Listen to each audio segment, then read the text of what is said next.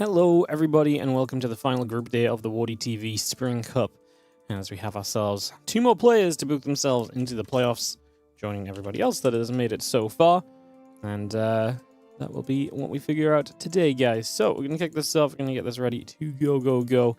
We're in the lobby. I promise I'm actually here as well. What's up, WardiMate? How you doing? Thank you for the 115. Happy belated birthday for yesterday, matey. And sorry I couldn't make it to your stream. I got caught up. I was going to try and log in, but too much going on in the world. May 8th is apparently a busy freaking day. We had a good one, and hope everyone else is feeling good in the chat as well, guys. Hope everyone is feeling good. Beautiful day. Nice. That's what we like to hear. Beautiful. All right, let's get into Cristiana versus Cure, guys. It is going to be some TVP. It's going to be starting up right here and now. And it's going to be the WardiTV Spring Cup. Group D, like I say, 2 spots remain in the playoffs for 2 players from this group.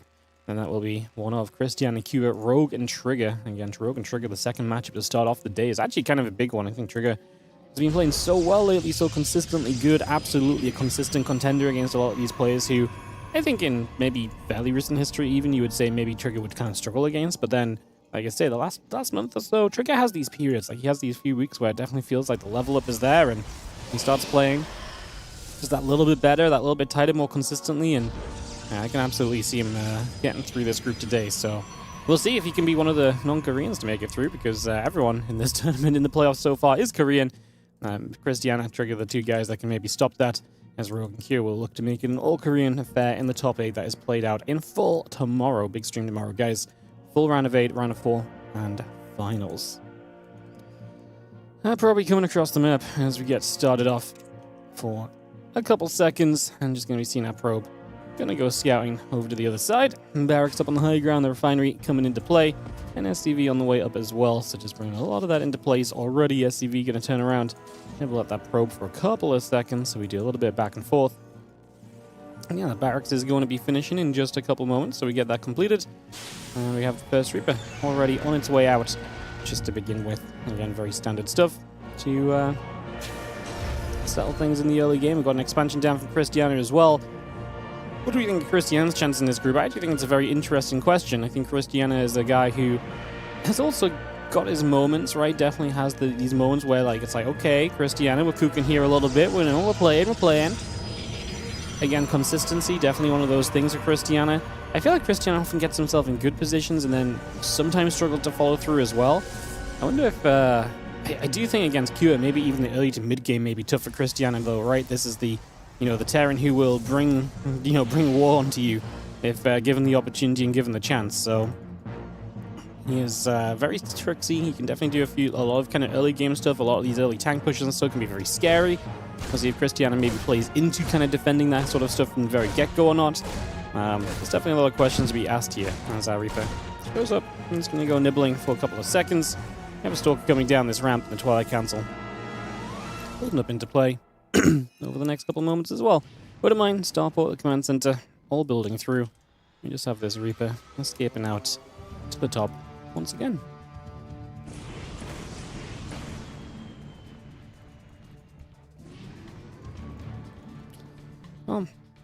Everything looking very normal for a couple of moments here. We will see the WardiMine position at the front, just in case any units do come across, try and catch those, but there's nothing on the way.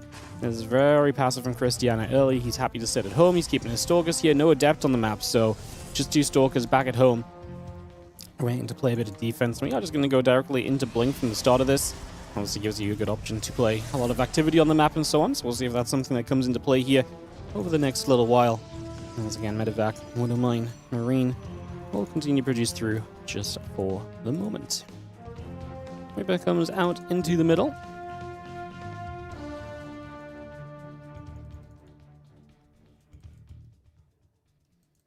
Sitting over on the right side, just going to be seeing a few Stalkers heading out down the left. A probe coming through as well. Blink and the Warp Gate continue to come across.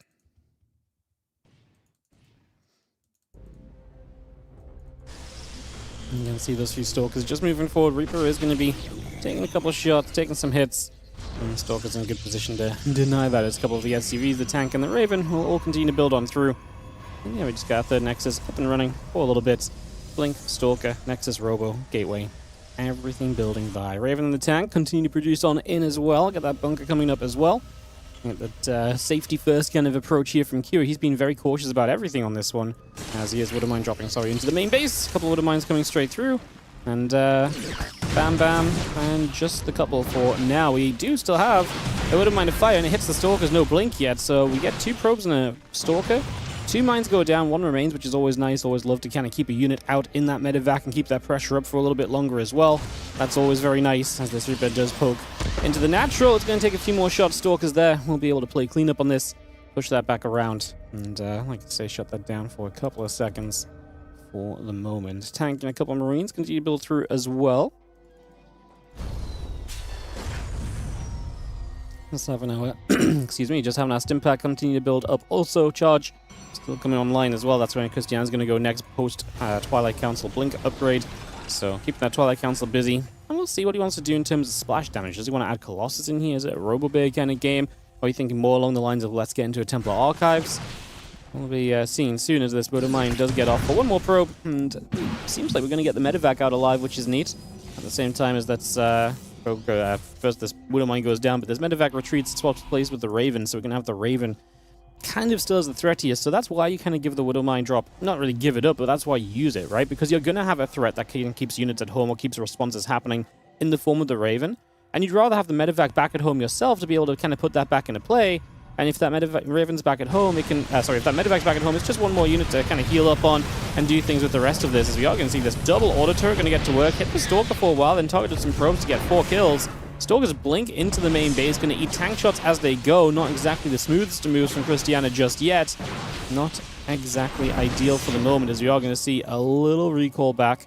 I'm just going to see those Stalkers getting taken all the way home, but that's pretty rough for Cristiana, because what that means is now he recalls those Stalkers. They are no longer on the map. His map control very much so gone in these next few moments, and he's not really going to... I mean, he can walk back on the map with the Stalkers, but he's going to have less safety. This Raven is still lingering around, ready to deal more damage as well. Definitely feels like at this stage, this game state of Cristiana falls into a little bit of a weaker setup just early. +1 attack, charge, and the thermal lance continue to come through. The tanks will begin to siege. You know, seeing the medevacs boosting forward a little bit, putting themselves in position for a few moments as well. Again, medevacs, Marines, Marauders, Combat Shield, and the +1 attack upgrade continue to produce. And see the Stalkers coming along also. I'm just going to see the CC coming about. Stalkers will put a little bit more pressure on. The Marine Marauder going to fire back at it already, and we do have the CC slow floating forward, although a little pause from Cristiana. Hopefully not a big deal. Hopefully something we can sort nice and quickly, nice and swiftly. Hopefully not too much of an issue as we can figure this out. PP and sorry and ready, just like that. Cool. No big problem. Back to it. No slowdown. Good morning to Wardy the Lively. I'm feeling fired up this one, am I? Yeah. I don't know why. I just sound lively today? Look at me showing up and actually casting this game of StarCraft 2. Unbelievable. We're going to see the bio units continue to push around. The couple of tanks are going to be there. Stalker's going to get chased out for a little bit. Colossus +1. Thermal Lance continue to build. I see the couple of Widow Mines burrowing. The Zealots are going to be right there, getting involved as well for a few moments. And we do have the Colossus, the Sentry. +1 attack and the Thermal Lance all continuing by. Stalkers on the way over as a couple of those Widow Mines do get burrowed up. I'm trying to figure out what our plan is going to be here next few moments. Bio going to shoot toward this Nexus. Damage being done. Some Stalkers going to blink forward as we try and take position. A couple of Colossus are going to be right there with us. And we are going to see the Bio Force. A lot of Colossus shots. So actually, Cristiana with the Colossus out, going to be able to do a lot of pushing back on this, do a lot of defending. That's going to be able to turn this away for the moment. So nicely handled. So you can see the Zealot still chasing through. The Stalker's still going to push across as well. Just going to see that Bio Army is going to be having to retreat all the way back. So Q, yeah, again, reset on the map a little bit. So no pressure from him. And Terran player completely denied here for the moment. And you just have the probes continue to produce through, and the +2 attack, +1 armor continue to come across as well. That Prism up obviously allows Cristiana to apply a bit more pressure here in the very near future, so we get that already. And there's a couple sentries start to move on forward. We do have the armory coming up, the Viking, Marine, Marauder, Widow Mine coming online. Conquest of Shells and armor upgrade continue to build into place. Bringing that straight through just for the moment as Zealot Colossus still heads down through to the south. Positioning ourselves here. Gonna need a Widowmine shot kind of nastily on a few of the units. Not too bad, really, in the end. The splash wasn't that bad. Obviously, the Colossus is going to give us the ability to kind of laser beam in and to kind of reach toward this and just poke. Trying to force the Terran army to commit forward, especially into all of those Zealots. Cristiana looking good right now. The SCVs are going to have to pull. Let's see how Cristiana controls this fight. Anti-armor missile does hit everything, so there's one way in which Q will feel a little better. I do not hate if Cristiana just backs it up right now. Backing it up at this point is absolutely the right thing to do because he just killed 20 SCVs already. He does not need to fight with anti-armor missile on his units. Like, obviously turn and fight if your opponent keeps chasing you and get some shots off as you go. But he does not need to turn around and make this one big engagement. He is going to be much better off just sitting back and waiting and letting that eco difference kick in from all of the economic damage that he just found over the last few moments. Great effort by Krystianer, and he puts himself in a killer position here for this game number 1. Again, ship weapons coming through, the 2-2 upgrades still coming about. Have ourselves the Ghost Academy coming online as well, so bringing a lot of that over.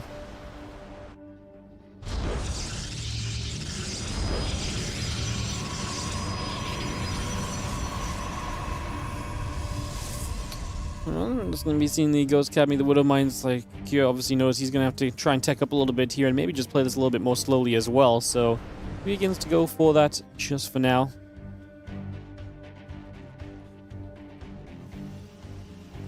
Again, +2/+2 on the way about. And again, the ship weapons coming online. Have ourselves the Medivac missile turret and all the rest to gather for a little bit. So Vikings get straight in after that prison. That's all it's going to get to work. And we do see the SCVs pulling back. All of those Zealots being picked away at. The army going to dive into this orbital. This orbital is super low. It's just going to go down. Q does not get the repel on it. Now the Vikings will take some free reign over the Colossus. Guardian Shield helping quite a lot, minimizing the damage. I mean, like I say, the Vikings will get the Colossus. The Stalker did not make an effort to save the Colossus. It's a little strange. So much nowadays you see this kind of priority on kind of keeping your Colossus alive, denying the Vikings. This is why, because the moment that the Colossus are gone, this Terran army ain't going to care, and it's going to move forward and across the map. And you do not have tech units right now, and even if you have a Colossus popping out, there's 5, 6, 7 Vikings that can lift in the sky and shoot it down already. So Q down 40 workers or so is going to be leading an army and marching across the map against a gateway-only force pretty much. And that is a massive amount of terror, and I do not think a few Zealot weapons are going to change much there. The Zealots across the map are nice, a distraction, denying reinforcements. We are going to lose bases, and it is Q's turn to put the pressure onto Cristiana and to get some damage done right away here. So he goes for that. A few extra Zealots, a Colossus all coming up, +3/+2 upgrades coming about as well. Marine, Marauder, Liberator continue to come through that +2 armor, still building on the engineering bay. We're going to dive for the Colossus. It's going to go down. The robo facilities get depowered. Just going to see the medevacs lifting off. They are going to pull away for a few more seconds, and we do see the SCVs will be gone as well. I mean, Q still trailing supply heavily. Army supplies are very even, but losing full medevacs would be disastrous. He didn't lose one with units inside yet. He does have a boost now to try and create some distance. I think he should be fine to be away from here. Going to be able to regroup. It's obviously very important that Q wins some army fights, because if he doesn't win the army fights, his economy is obviously not carrying him in this game, so he needs to be winning these fights. He needs to be trading efficiently. There is a Colossus out. The other one depowered as the robo facility is still not back on track, so that damage that Q did is still lingering here in this game number 1. Opening game with some drama right now, as our favorite is a little bit on the ropes, and yet still finding a way to push, still finding a way to be the aggressor coming across the map, canceling up this base again. Maybe step towards the upper right and kill this base. Then you reduce Cristiana to a 3-base Protoss. Then actually maybe this is a very reasonable spot, as we do warp in Zealots to defend against the few units that pulled across there. There's the third base going to try and come back online from Q. That would be a big part of obviously getting step back up here. He's going to have to take this fight, but there's just too much Cristiana. The economy is being a bit too good for a bit too long. Q really needed to end this a little sooner than what he did. That is going to be GG's. And we are going to have ourselves a wrapped up game for map number 1 of this best of 3 here today, with a game 2 coming up in a few moments. Cristiana getting it done. Like I say, just kind of had to hold on at one point there. We got to the point where it's just like, okay, now hold. And it got a little scary. It got a little closer than I think Cristiana would have liked, obviously. But the most important thing is we got there, and the win is his. Cristiana takes the 1-0 lead in this best of 3, a game 2. Coming up in a second, as we are going to be loading to Winter Madness for our second map. GG and Go says Q, as we are just waiting for Cristiana to tell us we're good to go as well. for game 2 of the matchup. That's on. Perfect. What's up on the YouTube, everyone? If you're watching the YouTube today, come say hi, say hello, let us know you're out there. Well, it's great to see you guys. As the Cristiana ready's up. But yeah, come say hi, let me know what's up. Hope you're all feeling good as we dive ourselves into game 2, Winter Madness for our map. Getting this up, running, ready to party.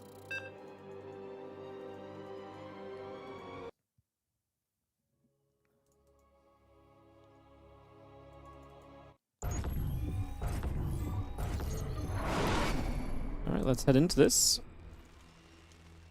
As we have got ourselves in the bottom right-hand side, the orange Terran player. This is going to be Q, and he is now obviously down a game in this best of 3 against Krystianer, who opens the day off with a PvT map win. Let's have Cupcake over in the YouTube. Hello, hello. Good to see you.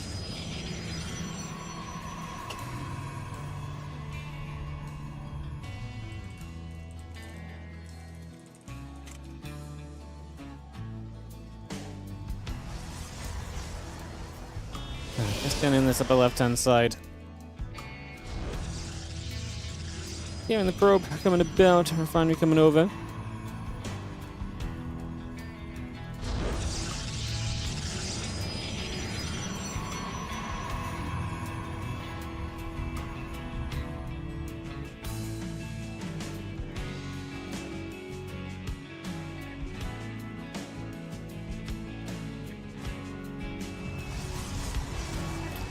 Let's them lay it down.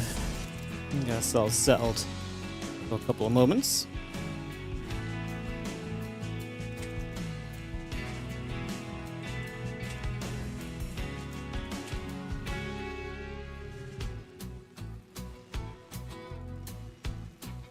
Rope going about, engineering bay and that barracks continue to come through as well. Let's just bring that straight online.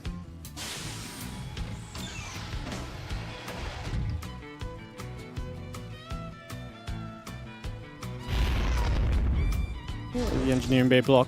Krystianer responded to that very adequately as well. So far, looking good.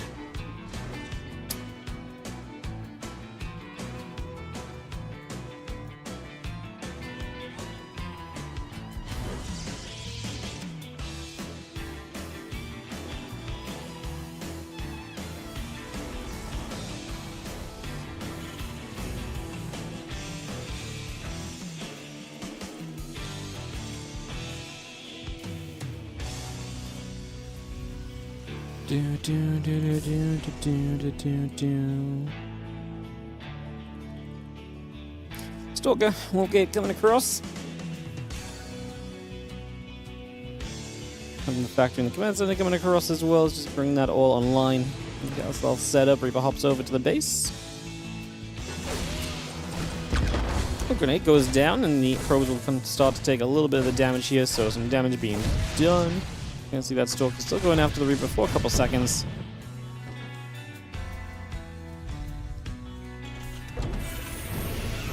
A couple of Marines in the Widow Mine continue to produce up that starport.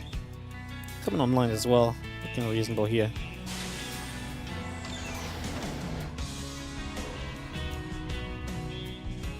Again, Stalker and the Warp Gate coming through. The Twilight Council, a couple of probes coming across as well. So all of that coming into play just for now.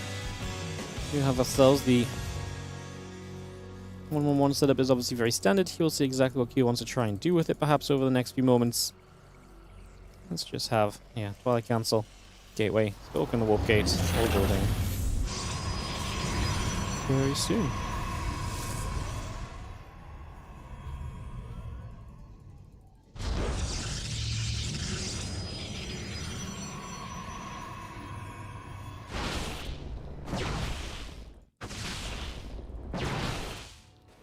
Stalker's going to nibble, and it's going to be the orbital taking a whole bunch of damage, as you can see, so taking some shots, denied from landing for a little bit, so Cristiana able to apply that pressure. However, these Stalkers are going to stay out of position if the Buddha Mine drop goes across the map. He saw them recalls. I'm not sure why we're unloading the mines, as though we're going to try and flank these Stalkers in or something. Interesting choice for a second or two. Blink coming up, Robo Facility, Gateway, Probe, all producing over for a little bit. Viking tank and the Marines coming online as well, so bringing that straight through. The blink continues to go. Next is the probes and the observer. building as we talk. Battery is coming up. Just going to see the medevac boosting up to the left side. Now I'm going to see the Viking landing, the tank and the Marines all gathering as well for now. But mine's up top, just going to unload. The probe's going to pull away. The few stalkers going to turn the other direction as well. Going to see one Widow Mine going to be saved here. The other one will get to fire. Oh no, the observer goes into observer mode and provides the vision. So it actually does go off. Actually still hits though, so it goes down but goes off as well. As we are going to see the blink is on the way. We'll wait for Krystiana to have that to apply some further pressure here. That seems to be his plan for the next little while. Nexus probes and the blink continue to come about. Medevac comes in, unloads the Widow Mine into the back of this main base. It's going to come off cooldown, so it's going to get to fire for one more probe, and it's more lost mine time as well.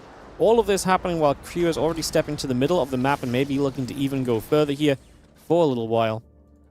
Looking to push on through. A couple of X-Barracks coming over, the Viking, the Marines stepping across also.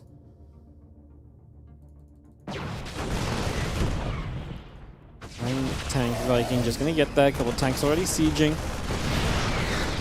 This Nexus is going to be in some trouble. The units are going to come back around from the right-hand side.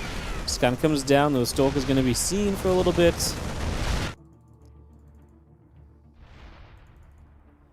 Ready to maybe make a jump to the center here.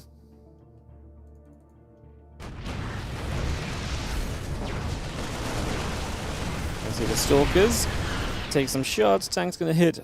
Again, hitting pretty hard. Snap back the other way for a little while. Again, the pros continue to come through. Just seeing our command center and the SCVs all coming across as well. So bringing those up. A little scan, get rid of the observer there. Again, this army is going to settle as tank Mortal from the other side. The Marines and the Vikings going to fire. Mortal taking some big shots. The Stalker's now taking some big hits as well. Big damage being dealt here. The Bioforce going to turn around. Can we clean this up nicely as Cristiana? Like, it's going to be a cleanup, but how much is he going to lose in the process? In theory, not much from here, because these Stalkers have Blink. He lose one of them, unfortunately. It is west, so he does have a little bit of a pinging disadvantage, so here and there, it'll blink maybe just a split second later than he might want it to be. Again, that's just kind of how this works. Obviously, Central West Central is the server. He does have preference overall in the series for this game, too. He will be slightly disadvantaged when it comes to that ping, if only by a little bit, as the Stim Combatant +1 all still building through the command centers.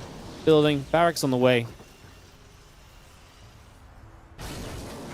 Going to bring a lot of this through Stimpack, and the company will obviously be a big change of pace from Kua, but not going to be done for another minute, so that's a minute where Krystianer doesn't have to really worry about too much. Nothing is coming toward him in the next minute or so, so he can just sit back, relax, and kind of let this game develop. Units will step forward. And as you can be seeing, the couple Stalkers still getting shoved back for a little while longer. A little bit more being dealt there. Again, the Marine Marauder tank and the medevac continue to produce in at the moment. The couple Stalkers still heading down through the center. The Viking and the tank all gathering together.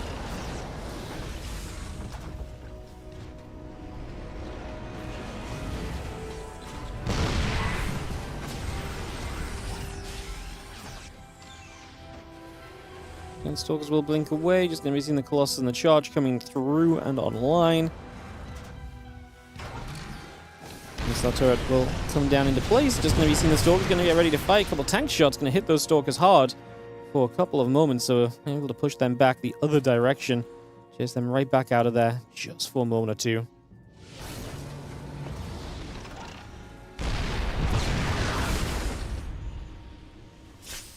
Again, +1 charge, building into place. The Colossus, the Forge, and the Nexus coming online. A few extra probes being built as well. Still got the upgrades, 1-1, and the concussive shells continue to come into play. We do have our little bit of everything continuing by there. Again, the tank and the Marines coming up as well. Stalkers. Push forward a little bit. Bio units are going to take a little bit of a stim at those Stalkers as well. It's going to take a chance to press in over here. Now we do have the tank, the Marauder, everything else coming around. The medevac is going to take a boost out down the bottom.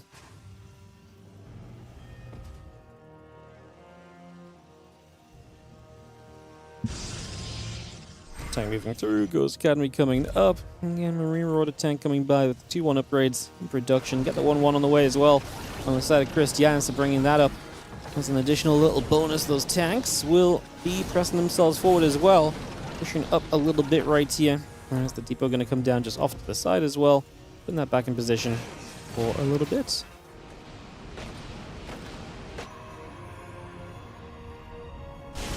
Weapons coming through. Stalker Colossus going to knock down this set of rocks again. It's just going to open up this space once more. Just going to take a jump onto this.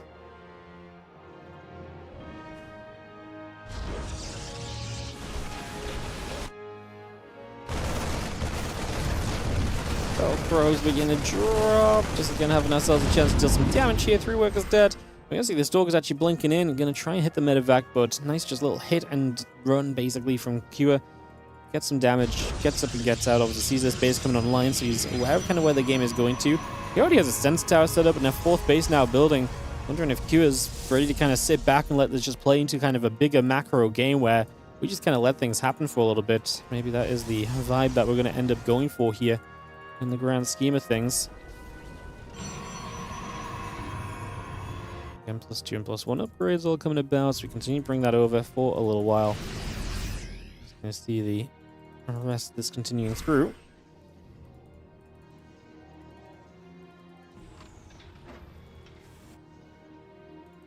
Templa's building up, again, +2, all coming into play. Just going to see the couple of Archons coming online as well. And we have ourselves the Vikings and the Ghost continue to produce as well here. So, again, a couple extra gateways coming into position for a few moments.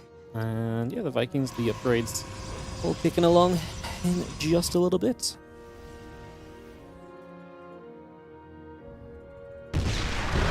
Big tank shots. Ooh, do we like this Cristiana attacking straight into this position? EMPs available, but tanks are going to be hurting. So the Colossus are going to be hurting with those EMPs on them. There's a lot of Marauders left.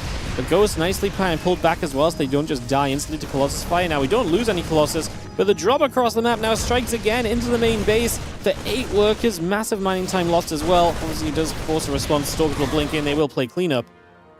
But this was very good. This fight over here from, Krystianer was just not it. Kua, he had the EMPs available. He had the tanks set up. He had a lot of units just there as well. Like, it's a very bulky bioforce, and it never felt like we were truly making our way through that bio army. I somewhat wonder if that's because we were obviously able to, I somewhat wonder if that was maybe because we were able to, just kind of hit the Colossus with the tanks. So they have to kind of stay back a little bit. Like, this bioforce is never really melting. I guess it's just the Zealots now that never really did much either. They died before they really got there, so that little bit of Zealot damage doesn't show up, and then everything else just doesn't really work through. Stalker's coming back around. Just going to see the CC coming over. Infusion core building. Marauders and the Vikings coming up. Ghosts. Production 2.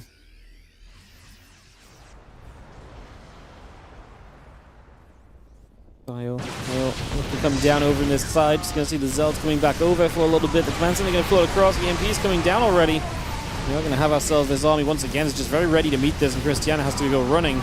This time he does actually lose a Colossus too, so losing a bit of the tech he'll have to get to replenish, and he already has a new Colossus on the way.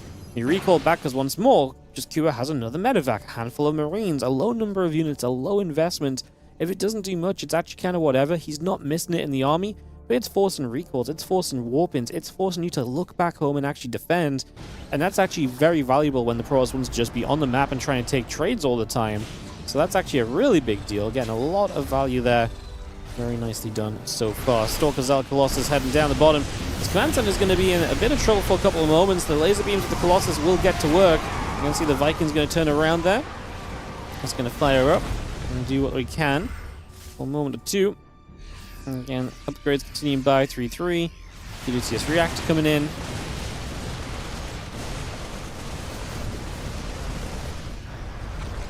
The 5 SCVs and a couple of probes continue to go down. So again, some damage being dealt across the board just currently. Still seeing our 3-3 upgrades, and so going online as we speak, bringing a lot of this into place. Command Center going to drop down. Already Planetary Fortress morphing over here as well, so just bringing all of that through. Again, the Ghost, the Marines all coming up as well. Those 3 ship weapons continue to build by. All the upgrades coming over. And this Bio Viking force still settling to try and see what it can do.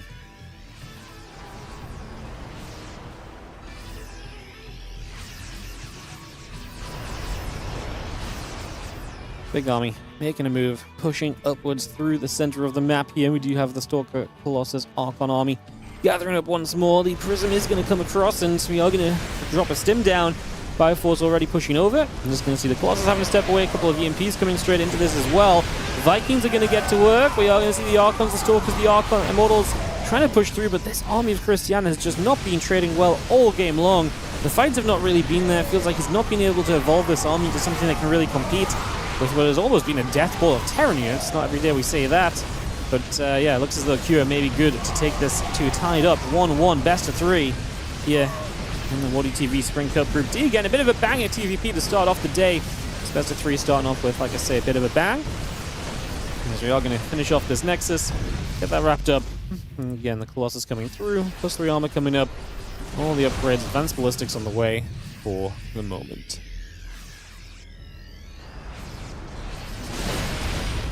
More shots, Stalkers and Zealots going to get chased. The Liberator's going to come through, going to jump into the Colossus, gets one. It's going to now turn, going after the pylon as we look for more. These Zealots being chased away, Snipes already lining up. We've got some High Templar here that will not really do anything. Feedback some Medivacs maybe at best, or Ghosts I guess, but Cure maxed, Cristiana down 80 supply in this game. Really is on the verge of being wrapped on up into the favor of Cure for a game 3 situation. Like I say, on this opening game of the day. Push up, the Libs obviously backing up this. Oh, we step back with the Bioforce, obviously able to just kite back into the Libs. If this wasn't already a doomed fight, the Liberators, they're more than just the icing on the cake, you know. This is it being cut up and served to you at the same time, because there's just no need almost for these Liberators. They are just every extra bonus that you could possibly have as Cure takes game number 2, and hence game 3 will be on the horizon. However, we must run some ads, guys, as we have some longer games here. Ads are a necessity. Let's put those on. Our third map is going to be Tourmaline. No surprises there. This map will, you know what, after playing the TLMC, when I came back to this map pool at first, I was like, man, I'm not sick of this map pool yet. Now I'm a bit more like, oh, we're seeing the same maps all the time. It's Tourmaline, it's Winter Madness. Then picked a lot in these games, in these series, in these best of 3s. Does he not have Storm? No. He didn't. He never got Storm. He got to the Temple Archives, but that's all he got. He never had the time to get into Storm or anything, so.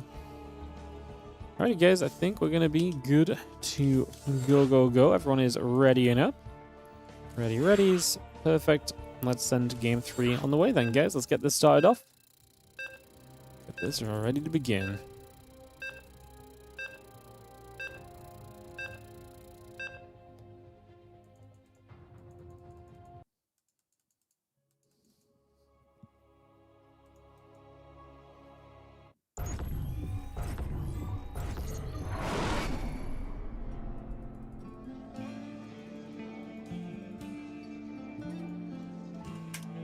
Alright, let's jump into game 3.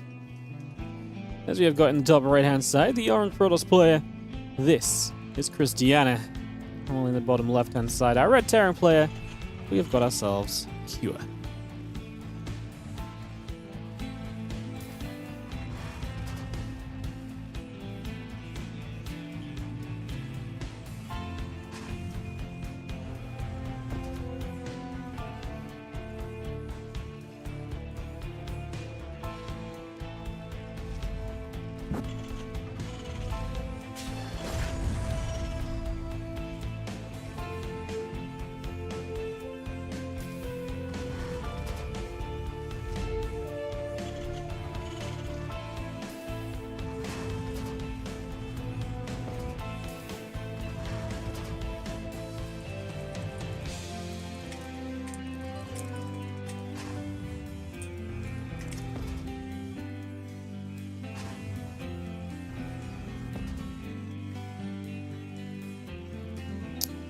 Alright. Game 3. And get this on the way.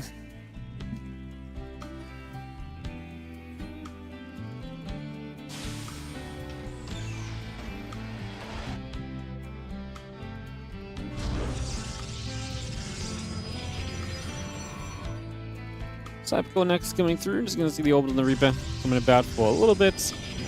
Factory, Reaper, Orbital, Depot, all coming over for a little while. This coming through.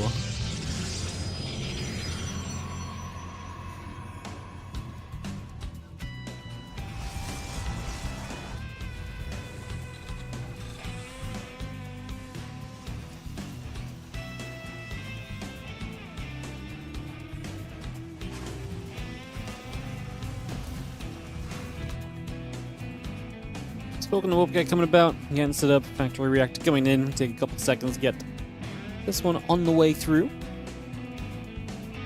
Gonna need one building to Reaper wall off. That doesn't look right now. So you should be able to jump up there. That'd be nuts. That is nuts if that's just a one building wall off. Reaper's home. Tough in every way. Yeah, you know what? I've seen crazier walls. Do you guys remember the TLMC? When was it Trap or was it Hero? I think it was Trap. Do you remember the TLMC when we're like, wow, Trap, that's such a sick Reaper wall. And then the Reaper jumped up because he didn't actually wall the part the Reaper could jump up. He walled a part the Reaper couldn't jump up on. I saw this clip kind of recently. It must have been like my top clips or something, or saved somewhere. And I'm just like, we're just like laughing at the Reaper wall because he literally walled the Reaper. The Reaper just jumps up next to the entire wall off.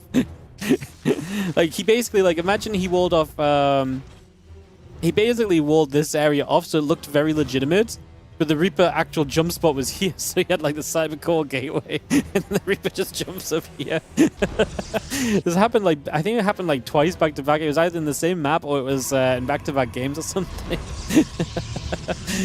That was a good clip. We really need to, I mean, this year is 10 years of WardiTV. Oh god, I completely forgot about that. But this year is 10 years of WardiTV. And as part of 10 years of WardiTV, I do think I want to do like a stream where we just like look back over like a lot of the best clips and stuff like this. I have a lot of old clips saved on my PC drive and stuff as well. From when we had to purge all the clips because of DMCA threats, when people actually started caring about music and stuff. We purged everything off the channel, so yeah, I kind of want to, as part of the WardiTV 10-year celebration, go back through and kind of watch all the old clips and just, yeah, sit around, talk StarCraft for a bit, I guess, if the Widow Mine's going to drop in. The Stalker's going to step over. Widow Mine's going to go bang.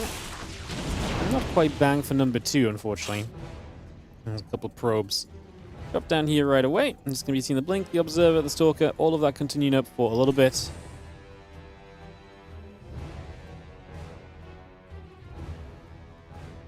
Probes and then Nexus coming over as well.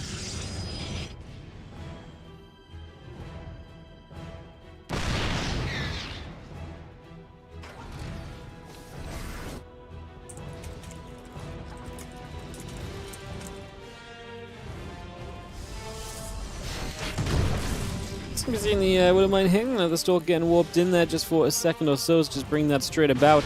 Now you can see the Stalker stepping through. A couple of Marines are going to get chased away. Marines in the tank still coming over. We're just going to be seeing the siege getting started. Pylon going down. Robot's totally going to be depowered.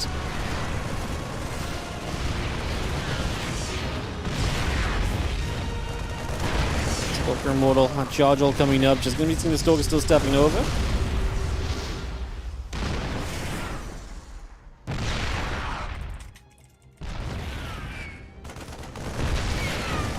Good siege up. And we've seen a couple tanks going down. The Marine's going to get chased about.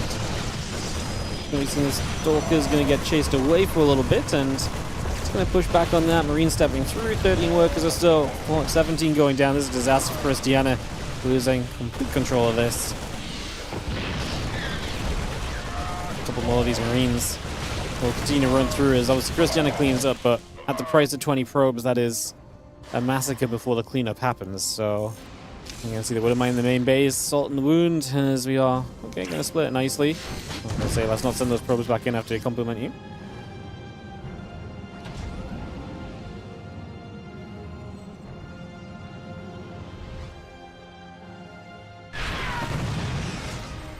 Stem +1, continue to come about. Just going to see the Tank Marine Marauder coming online as well.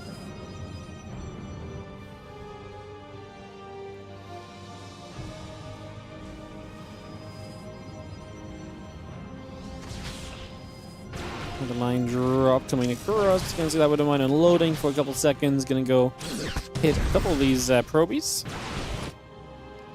We do have the, again, Robo Facility. The probes all continue to come on by. Just gonna see the Stalker stepping through. The few Marines, tanks firing back a little bit as well.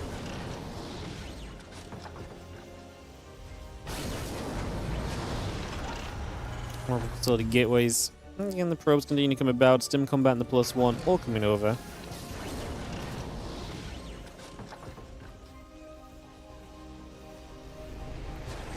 Facility in the gateway is all coming up. The probes coming by. The Stalker's going to be here. A few of them over into the base. Already around and applying some pressure.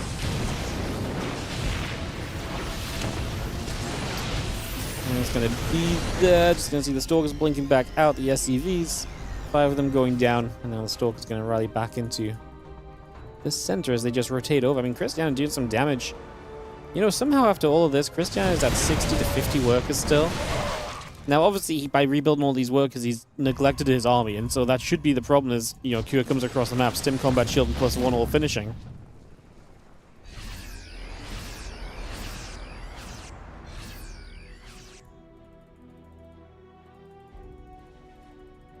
+1 armor, concussive shells coming by, just gonna see this biomedevac force. With a couple tanks go joined, gonna come across, couple Stalkers gonna get pushed back the other way, bio army tanks. One step through, concussive shells will make its way over.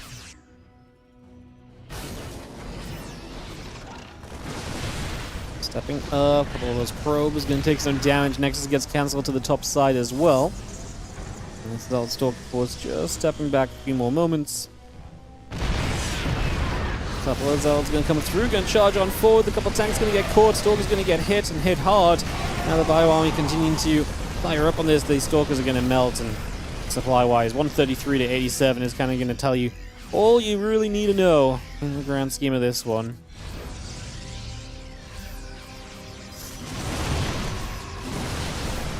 Zealots are going to charge through. A couple of Stalkers are going to be there. I'm just going to see those Zealots melting away. Yeah, this army of Kua is going to send Kua through to the winner's match. Will be Cristiana down in the elimination. Maybe a tough elimination match for Cristiana. Either plays Trigger or Rogue. Both of those are going to be tricksy opponents. Neither are really players you really want to be up against. It's going to be a tough one for sure when we get there for him. G's is going to be Trigger. And going up against Rogue up next. So we're going to hop on over to Korea as we get this PVZ ready to roll for you guys. So Trigger and Rogue, Protoss vs Zerg. Again, winner plays Kua. That will be our 4th series. So it'll be Trigger vs Rogue, Loser vs Cristiana is the next couple of matches coming up back to back here.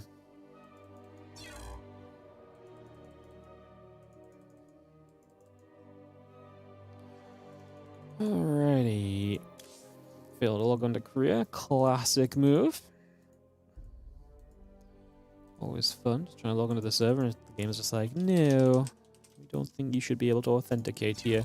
Type your password in again.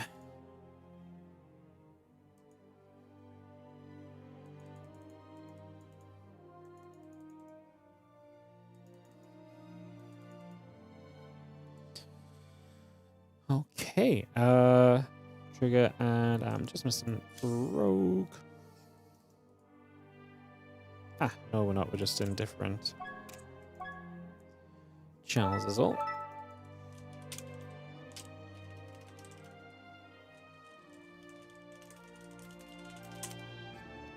Alright, video's coming up, guys. I'm gonna get those started and get this ready to rumble in just a few moments so we get that on the way to go.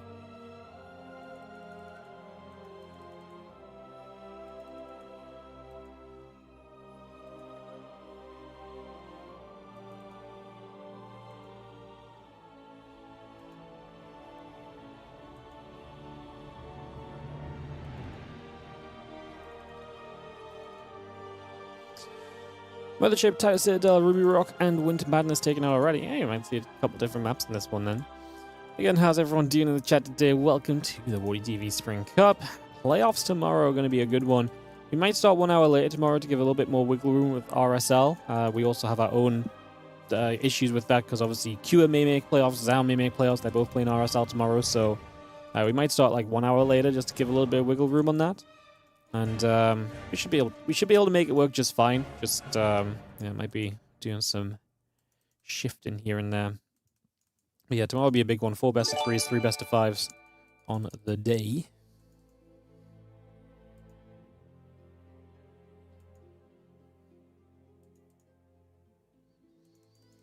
Right, Rabbit, going to be our opening map. Let's get this hosted up. What's up, Dammy17? 66. Hope you're doing well. There's my maps. Just take a second to load. There we go.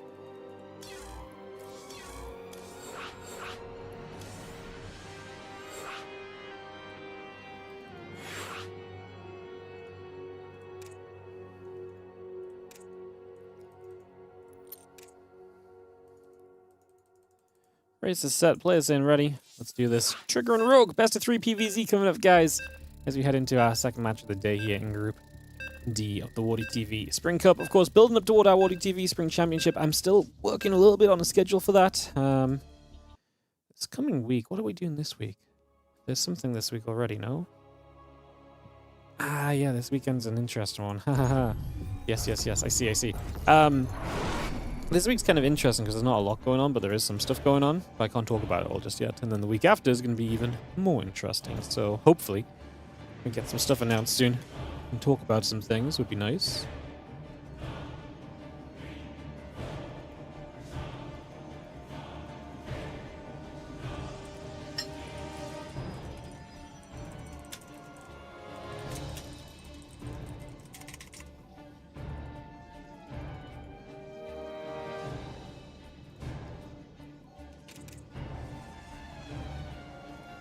In the top right side.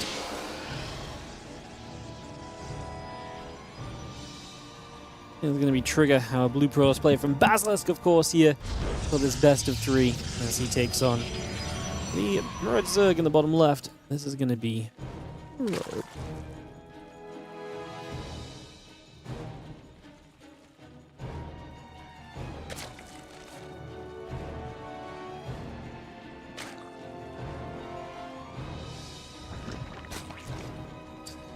Alright guys, give me 1 sec. I just need to move something on my desk. Give me a quick moment.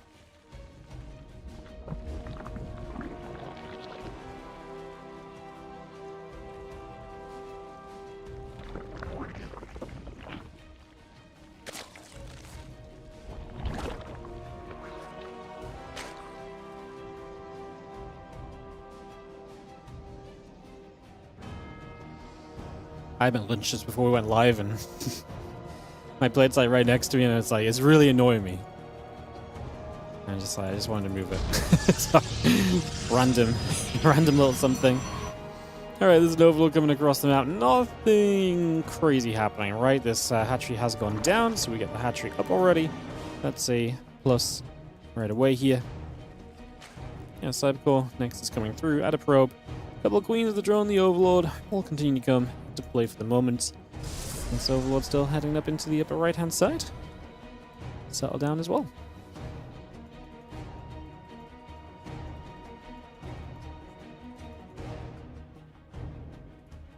Let's see the Adept and the Wargate coming up. The Nexus is building. Twilight Council is going to start as well. So we can get that straight underway.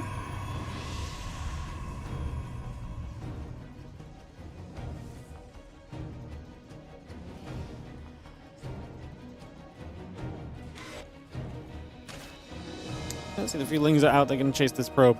Obviously looking to deny at least a little bit of the map control that's currently existing. Push that back, shut that down a little. Again, Twilight Council, Stalker, and the Warp Gate all continue to come through for a little bit.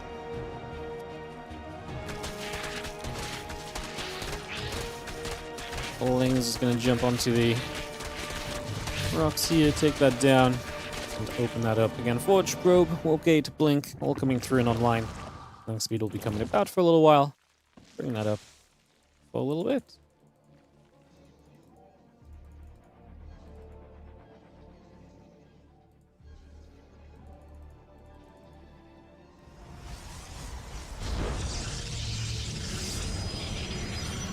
A couple spores will build through. Again, link speed coming up, and the hatchery coming into play.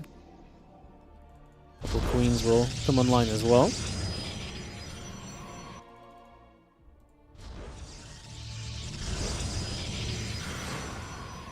Again, Blink and the +1 building up. Just going to have the Warp Gate coming through. Robo Facilities coming online.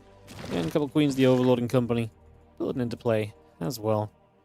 Let's just get this hatchery down on the bottom side. The map's just going to bring that into place in position.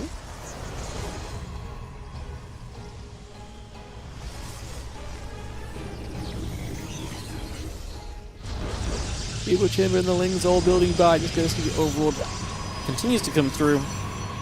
Yeah, plus one that blink coming up at the moment. The extra gates also coming into play just for now. Again, melee upgrade, all of those lings, the couple creep teamers coming about as well. Again, a lot of that nicely placed for the moment here. Again, melee upgrade coming through, the lings and the overlord coming about as well.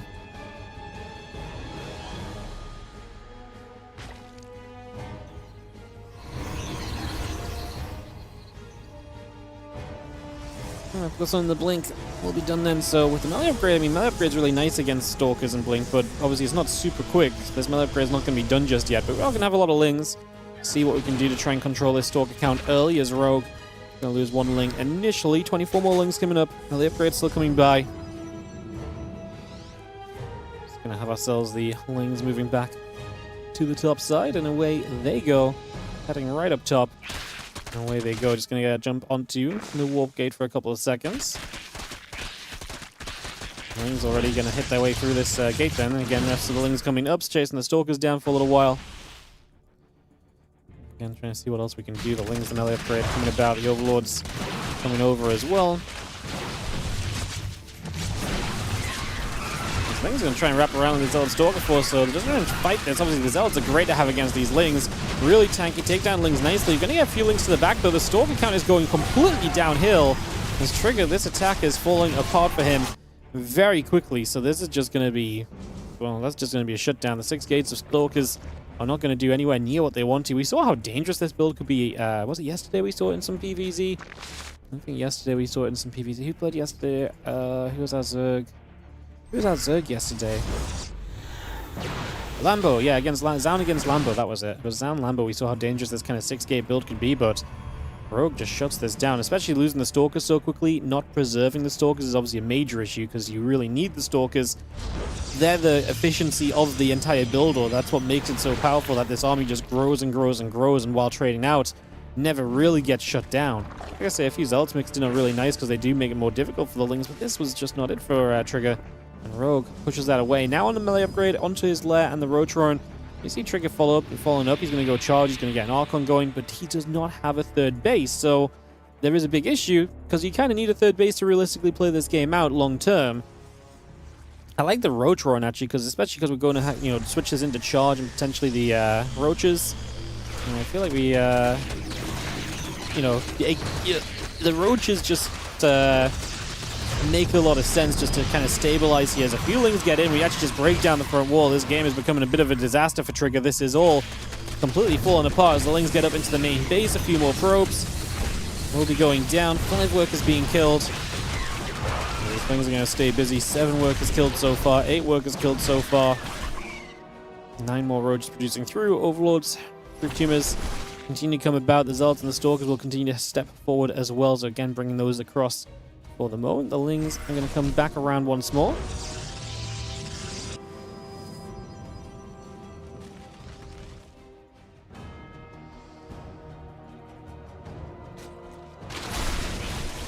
So it's going to fight roaches, lings. Archon's going to come fighting through. Just going to try and see what they can get up to. Again, the roach will be coming about. The carapace upgrade is coming over as well. Just going to be seeing the prism. Going to take a few more shots, take a few more hits. The Archon's going to get caught there. The Zealots still trying to fight through. We have got extra storms coming across the map, but this was kind of doomed from the first attack being shut down. Like I say, maybe if Rogue had stayed on purely lings, I could have seen maybe Trigger having a chance on this kind of second go of this. But the fact he moved on from the lings pretty much sealed the deal for me. And that is going to send us through to a victory screen. Rogue going to be on a 1-0 advantage in this BO3. Alright, so Rogue kicks off strongly in the matchup, and we will have our second map here. Just lost the map list. Going to be Celestial Enclave. Ooh, big map for map number 2. That's going to be fun.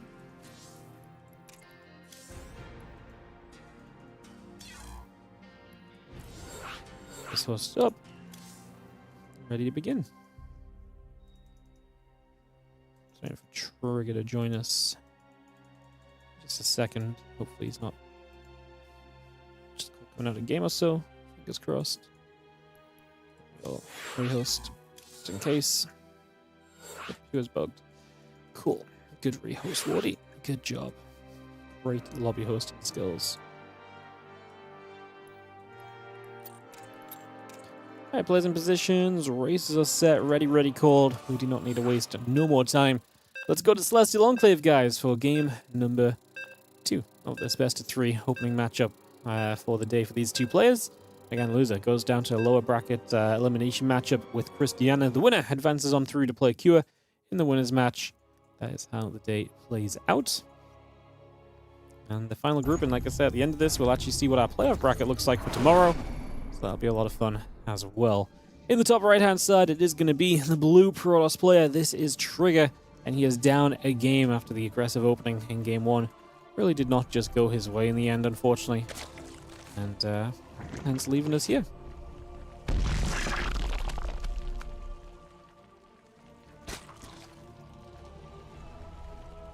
Rogue on the bottom left-hand side. Solid stuff. Really loved Rogue's progression lately. I really feel like Rogue has very consistently become a very scary player again. I mean, a lot of people will say, well, Rogue's always been scary, right? But there was a time for him coming back from the military where he showed some premise, but consistency definitely wasn't there. I feel like he's really sharpened up his game recently.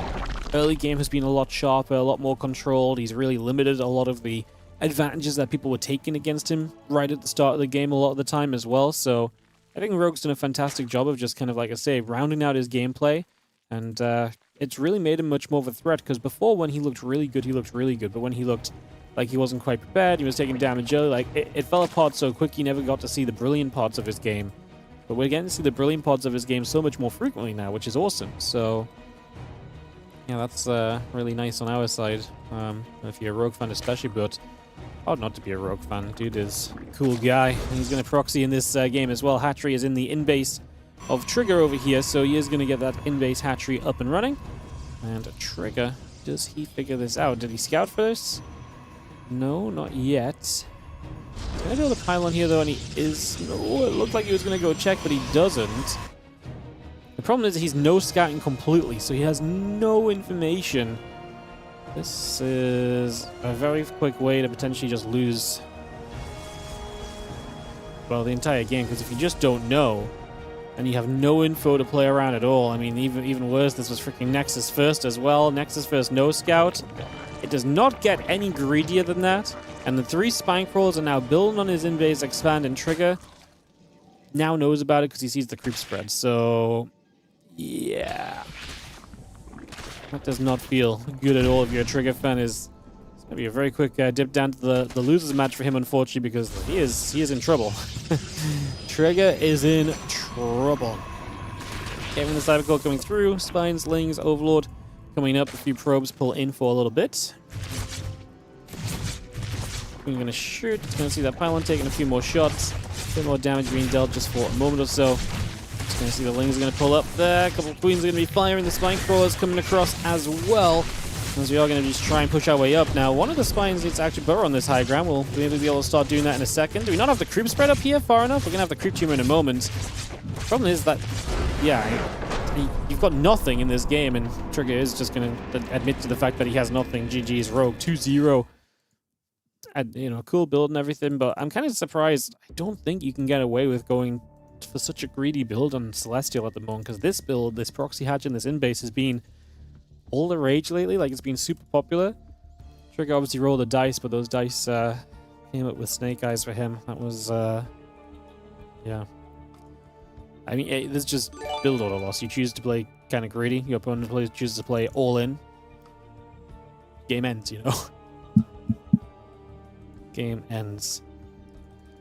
Alright, we're gonna hop to NA. And it's gonna be the elimination match first, so Cristiana versus Trigger for some PvP. And then after that, we obviously have Kira and Rogue setting up for the TVZ. So we'll have at least one more Korean playing in the playoffs, that much we know already. Just a question of how far exactly that goes at the end of it all. Very exciting.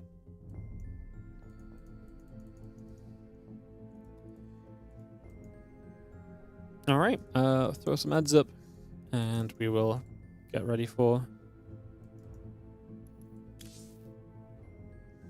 I just hopped to Korea somehow? No, I'm on NA. Why has Kua come to Korea?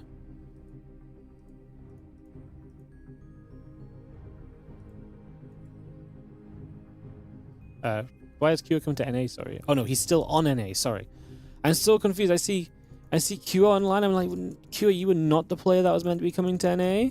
Because I said go NA, and then Kua came to NA, but he was actually still on NA from before. So never mind me. I got concerned that something had got lost in translation, but we're good.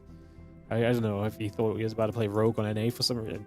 Never mind. I just thinking people are doing things. In fact, people are literally just AFK. People are legitimately just AFK. Alright, so there'll be some PvP, guys. I know it's everyone's favorite mirror matchup coming up next. Excuse me. Excuse me again.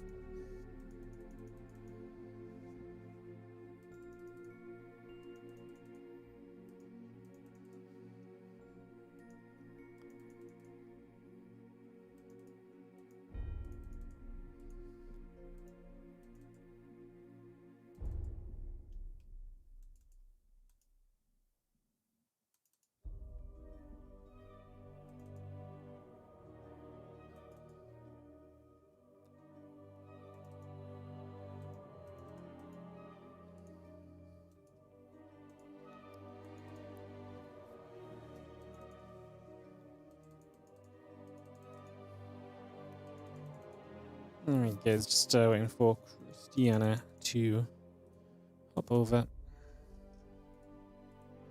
Just send him a little ping. Make sure he knows he's going to be playing now.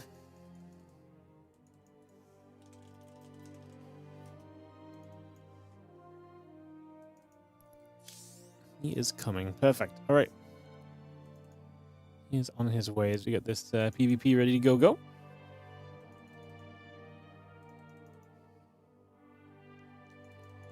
Krystiana and Trigger coming up in just a few.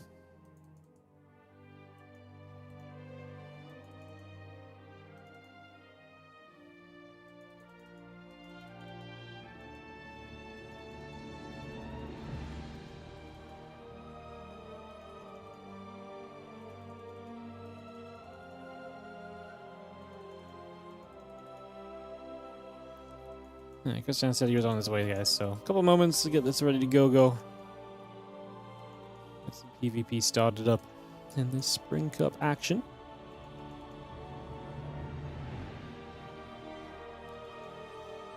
Yeah, playoffs tomorrow. Also going to be a lot of fun. I'm really looking forward to tomorrow. I think that's one that's going to be a lot of very cool games, actually. A lot of very cool games. As we're guaranteed, then it can only possibly be a max of 3 Protoss in the playoffs as well. We're going to have at least one of non-Protoss player advancing today with Kira and Rogue in the winners match. So, all right.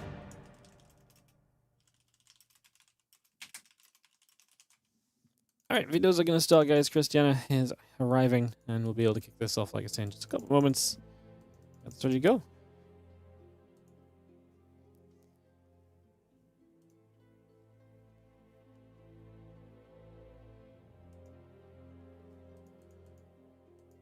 Turned off SC2 an hour ago to tune in, then you forgot.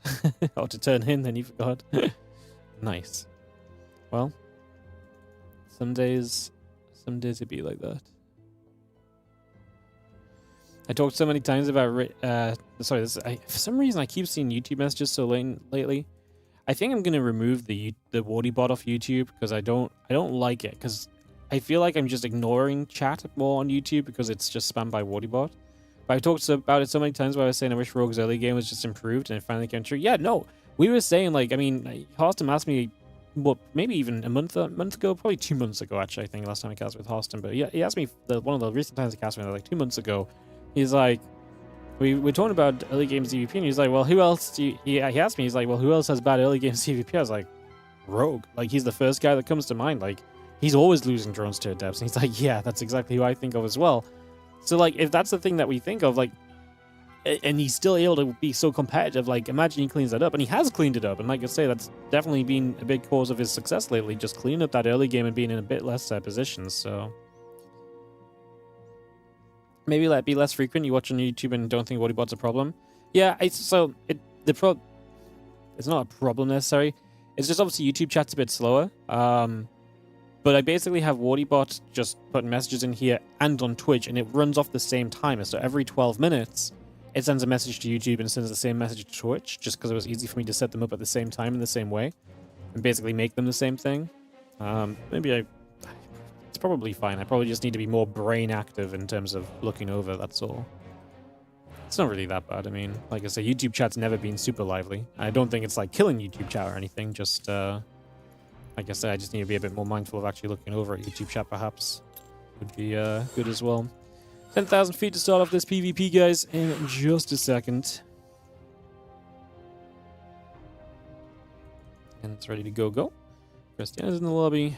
Crank is here to cast in Korean. All of our other casters on here today cast in RSL, I believe. Instead, ready says Trigger, ready says Cristiana, and that means we're good to go. PvP time, guys. 10,000 feet for our opening game of the elimination match. One of these players will go home, the other will advance to the decider match. There'll be some money guaranteed as well. If you get to the decider match, you're guaranteed some cash for having won one series. It's not a lot, it's like $25, but it's something for showing up on the day and getting a match win. So even if you don't get out of the group, there's that chance to take money as a third place finisher. But of course, you won't know. The main thing is you win this and you get to kind of have an eye on, hey, maybe I can still make playoffs. I just have one more best of 3 against either Q or Rogue. Not going to be easy, but hey, doable. I mean, Cristiana had a 1-0 lead against Q. It was not Trigger's best series against Rogue, but I would imagine a second go-around looks very different. Like, his failed attack in game 1, then he does not scout and dies game 2. Like, a rematch between Trigger and Rogue, I'm almost convinced looks extremely different to what we just saw in that first series between them. So whatever it turns out to be on that decided match, I think we're in for some good competition. As Cristiana starts us off in the PvP to the bottom right side, he's in the orange. In the blue from Basilisk, we do have Trigger. You get this BO3 underway.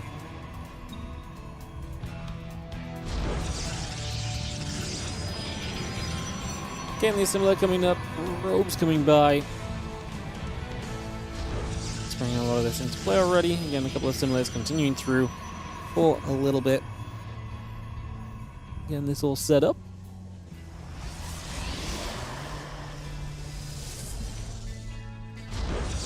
Okay, gates coming about. Simulators coming through. Let's see what we get here. We've got Probe Scout. Probe over here. We are going to now Probe Scout out from Trigger. He's going to go out to the right side, so looking as though he's just trying to find some info here and there. For a couple moments might be the case for him.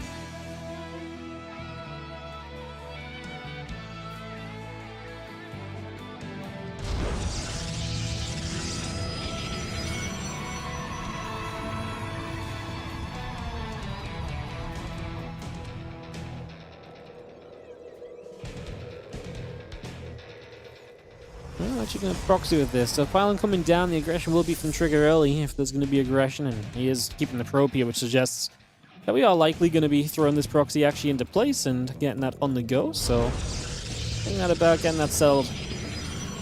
And let's start it off.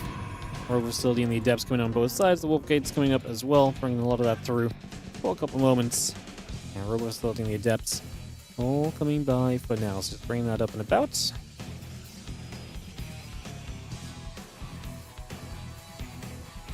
And that Wolf Gate coming up on either side as well. Getting that on the way here. Just see this probe, gonna check over, see what's going on. Sees there's a wall. Can't really do much else, it just backs away. But yeah, it's gonna be this Robo Facility coming down on the other side of the map already, so we get that underway. A couple of Depths have finished up on the gateways. They're gonna start rallying out onto the map as well. So just gonna start heading themselves out. Let's see what the follow-up units are gonna be. Cristiana built the Robo in his base, so in-base Robo versus the proxy Robo. So having a Robo out on the map can be a little bit rough, but it generally does mean you become the aggressor more quickly, and that means you can usually poke away at your opponent's gateways, and that's a big advantage, having the map control. Interestingly, they're both going Prism first here as well, though, so that'll also be kind of interesting to see us. What's up, Jeff? 65 months of Wardy magic. Thank you so much for priming us up for 60 freaking 5. Crazy business. And we have so many people in like 5-6 year resub range nowadays. It's actually... The loyalty on the channel is through the roof lately. It really is. Thank you guys. Appreciate it. Thanks for priming, Jeff, and Important is the Stalker show up, like I say, nice and quick. If the Prism having been proxied, the Prism of Cristiana still going across the map in comparison, so he's in a little bit of a weird spot where he's made the same tools, but he doesn't actually have the same tools here to help him out, so he's just at a disadvantage. Now, maybe he can actually get the Prism across the map to do some work, because then Trigger's not here on the other side. I mean, Trigger's just straight up killing probes because the Adepts are not going to be cleaned up quickly by that Immortal, so they can just kind of stand there and fire a few shots off. In the end, we still save everything. -6 probes to Cristiana. Trigger striking first and striking hard. Let's see what his defense looks like. Trigger's issues, obviously, his doesn't have a lot of defense popping out at home. Even the Immortal is obviously not at home because it's on the map. So these two Adepts are going to step forward, and this does feel like it's almost guaranteed some counter damage at this point.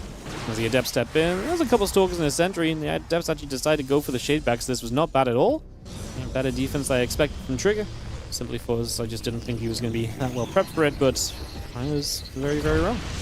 He was well prepped indeed, as now we'll see what we can do across the map. Trigger going to keep poking up. We're going to force the recall back onto this Nexus, so the Prism is going to come back home, so now Trigger doesn't have to worry about aggression for the foreseeable future, at least.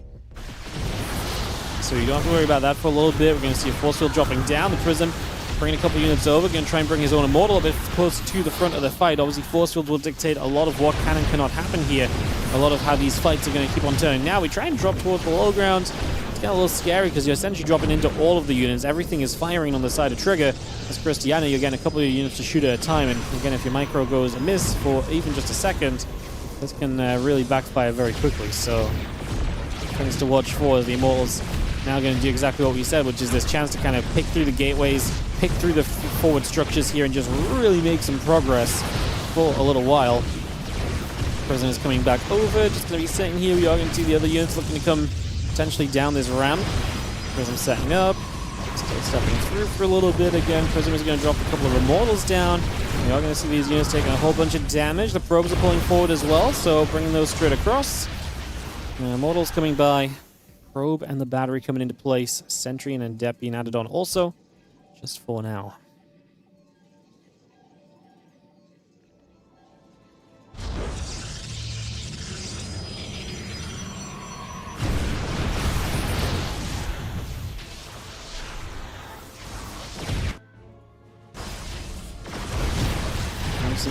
Obviously this force is still sitting here from Trigger. I mean, he holds the low ground, and obviously with the right macro, he can hold that low ground for a pretty good amount of time here. This foreseeable future, really, he is going to be able to keep on making this work out for himself. And he's going to be seeing these units are going to try and step up, try and get to the high ground for a couple seconds. For some reason, the Immortals and everything coming straight through. So the Adept's going to try and shade. I don't think Trigger's going to really break through for too much else right now, but it's still nice to be the one that's in position applying pressure. You're stopping Cristiana from coming across the map and feeling the chance to do much. The only question is this improving for Trigger at all? Like, does he do anything behind this to really be like, okay, well, being in a position like this is worthwhile?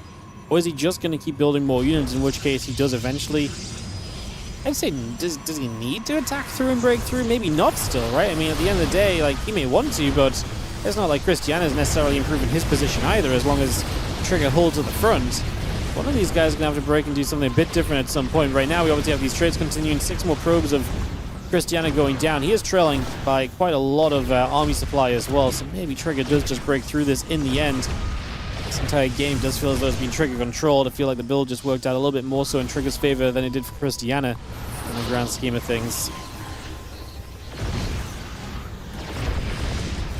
Couple more shots coming through. Force field onto that ramp. The Prism going to be there. A couple of Immortals coming by.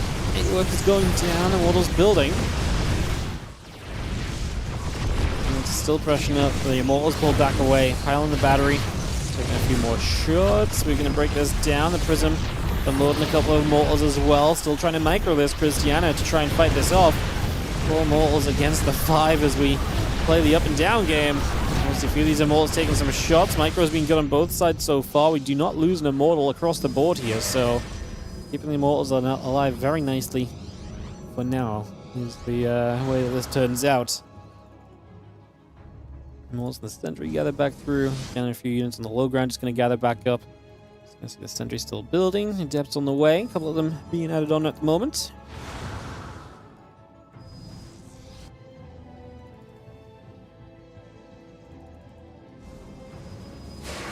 Gonna come forward once again here, again ready to rally this through as the Adepts are going to take a shade straight by, and we do have the units just coming straight across there for a couple seconds, moving straight over just for a moment. In the Stargate building, pylon on the way through as well.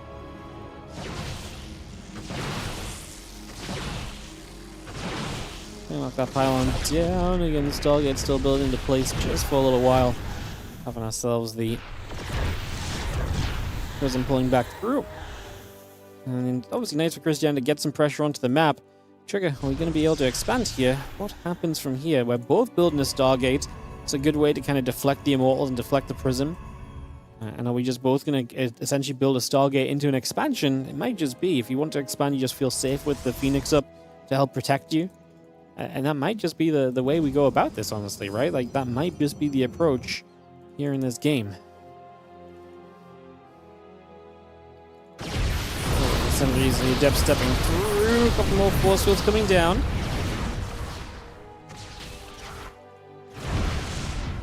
Adept's going to shade as well.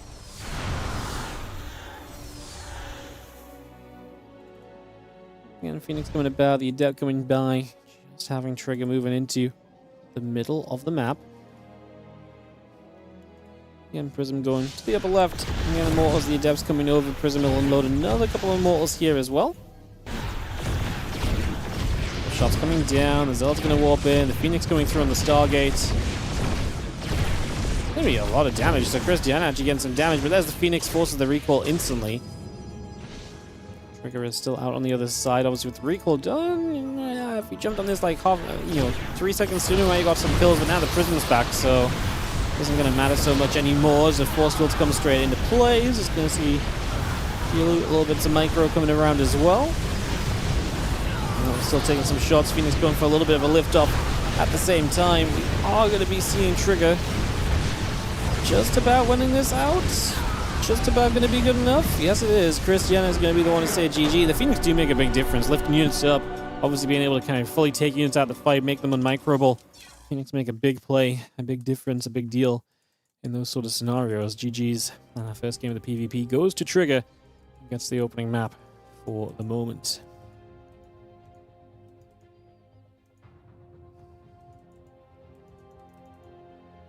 Alrighty. Let me host up map number 2, which is going to be on Winter Madness. Let's see if Krystianer is going to get eliminated here, or if he finds a way to fight back. This one will be central.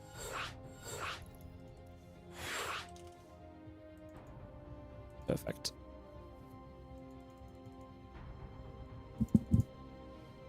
Perfecto.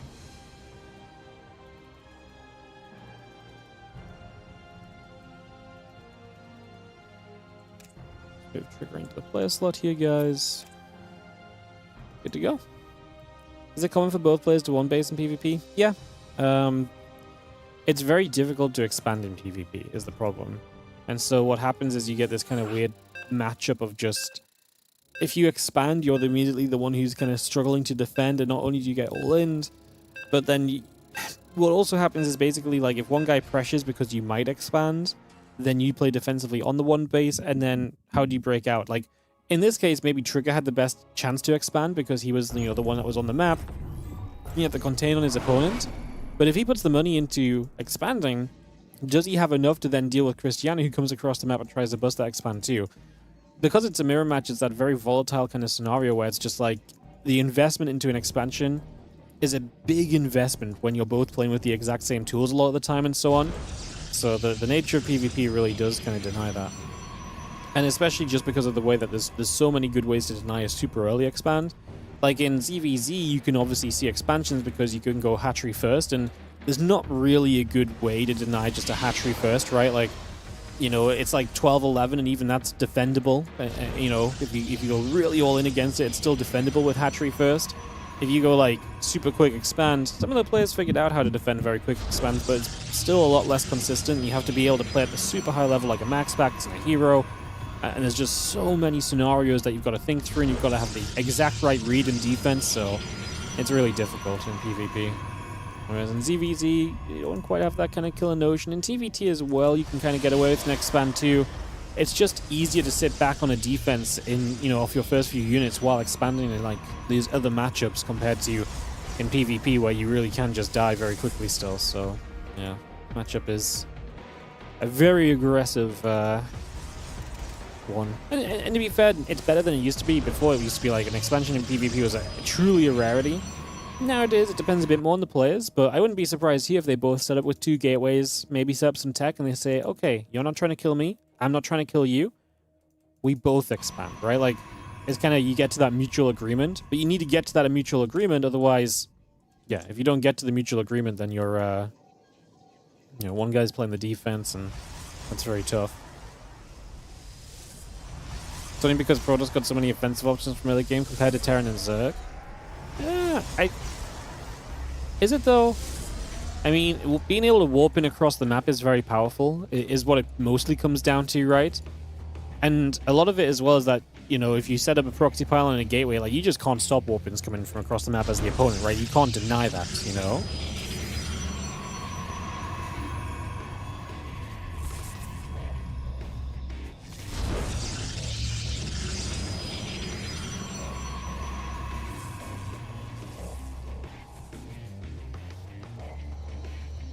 Yeah. Prior to warping across the map, Prism's very powerful as well. It is just very early tools that are very powerful, but I think as well it's just like Protoss defense kind of sucks. Like, Protoss defense depends on batteries, but a lot of what Protoss can do can bypass batteries as well. It's like, it's hard to set up on the low ground with the batteries as well, right? So it's like, yeah, that investment into a Nexus, it's just so many minerals in a thing.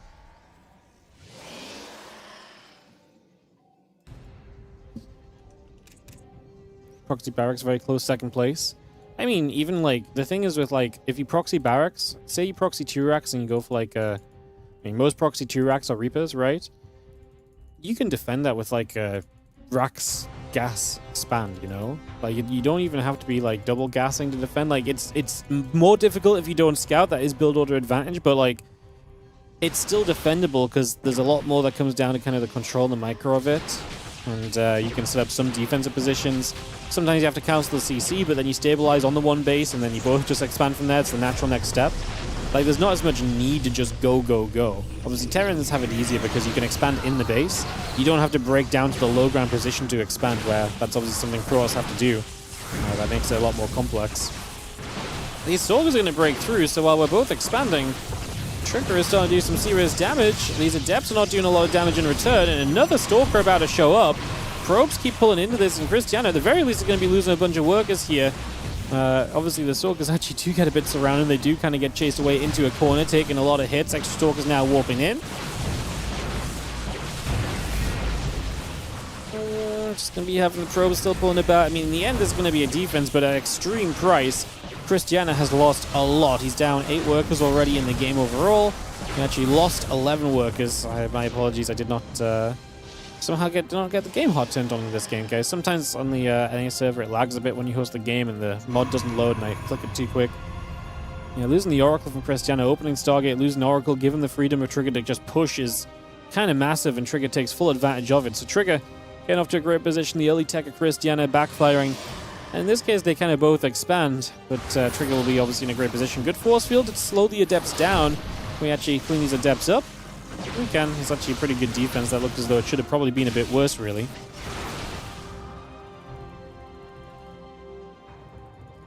Probably should have been a bit worse. Gateway, battery, couple of probes in the blink, all still building about. So continue to bring that straight through for a couple moments. And a couple of Stalkers, the Sentry heading out. A couple of Adepts going to come around that right side as well.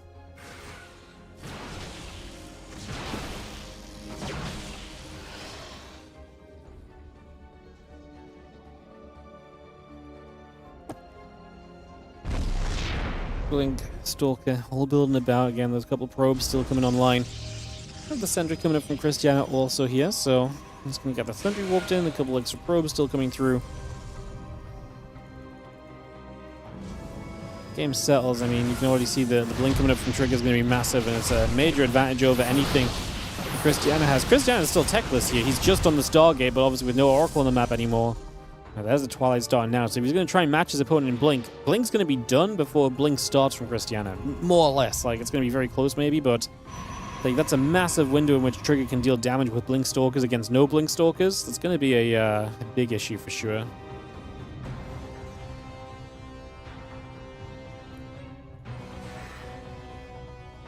Blink Robo Facility. Probe coming up. Pylon on the way as well. You can see the Prod Council assimilating. The Gateway is still producing. Just going to see the Force What's coming down. I mean, we don't even have Blink yet. We're just going to dive straight through here. Very aggressive from Trigger, who just feels like he can end this game already. I mean, I don't know if we need to be as aggressive with this. Like I say, we're going to have Blink advantage extremely shortly, so this is in theory unnecessary, because now you're going to give up some of your Stalkers that could just be used to, you know, capitalize on the Blink advantage. You can see a couple of depth stepping in. Maybe Trigger doesn't quite know how much of an advantage time window he'll have with Blink. It's going to be done in a moment. Trigger lost a lot in the end. Now he's got to deal with the depths back at home too, so really kind of just pulled the trigger a little bit too soon. Went a little bit earlier than he really did need to. Like, this was just completely unnecessary to commit when he did.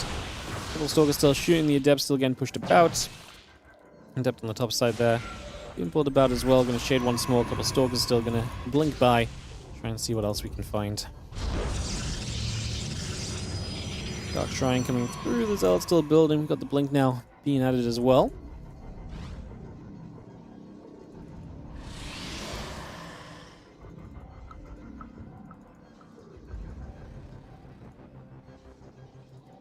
And Dark Shrine's about halfway done. Just seen the probes, seen that blink all coming through, then bringing that up and about.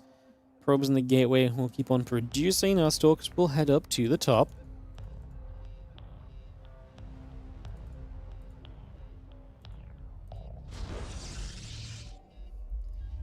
And Dark Shrine, the few Stalkers, and that blink continue to come around. Two more pylons building. The gateway to the sky comes up as well, moving into that warp gate. Gonna drop the pylon into place. The Dark Shrine from Cristiana. I mean, there is a robo, of course. There is an observer out. I mean, Trigger basically still has... He had such a massive timing on the blink window that he's still going to have a chance to kind of come through with blink against no blink here and see success. Even though he lost everything earlier, so he's not being able to take advantage of it straight away, he still has that advantage because that's how far ahead he was on the blink, which is kind of a little crazy. See the couple of Zealots here just going to tank for a little bit as well, just going to try and do what they can. For a few moments, blink is trickling along. Again, the gates and the Immortal continue to come through as well. Extra Stalkers coming up. Next is into the upper right hand side. The DTs are going to get into each of the mineral lines for a few moments. Stalkers gather back. You can see the rest of the Stalkers coming through. A couple more shots going over. And Stalkers and the probes all gathering about. The Immortal continuing by. Just going to see the DT swipe about. I mean, the DTs are annoying, but they really are more of an annoyance than really an issue, I think, for Trigger. Like I say, he's got detection, he's got access to observers. He's got obviously way more units here, and if he has detection here, then this is just going to be completely fine anyway, because the DTs will not hold off. And this is going to be GG's as Trigger takes this one down for game number 2. And a victory. So Trigger advances into the decider match. He'll be at least 3rd place or better in this group. That means Korean server for the rest of the day, man. Korean server plays. Obviously, Trigger is in Korea, so playing on Korea. And it has been a very Korean-dominated event.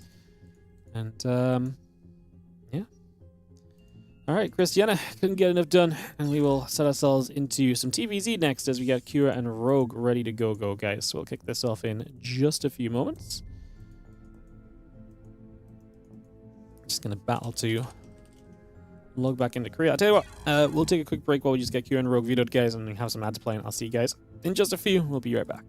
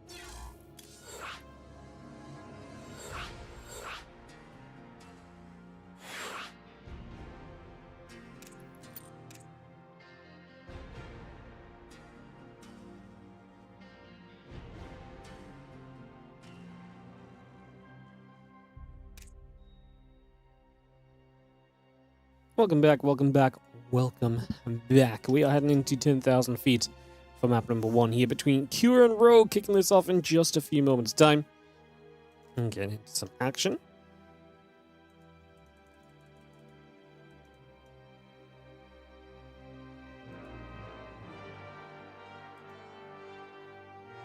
GG, and good luck, and go being called across the board, so we are going to do exactly that. We're going to get into it here, guys, and kick this one into action, get this started, and get ourselves into our next game.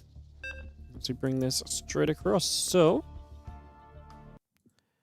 let's get this started here on 10,000 feet.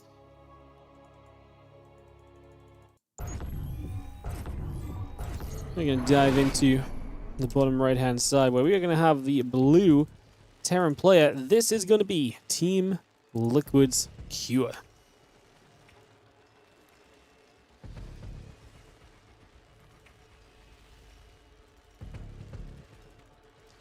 He's up against the red Zerg in the top left corner of the map.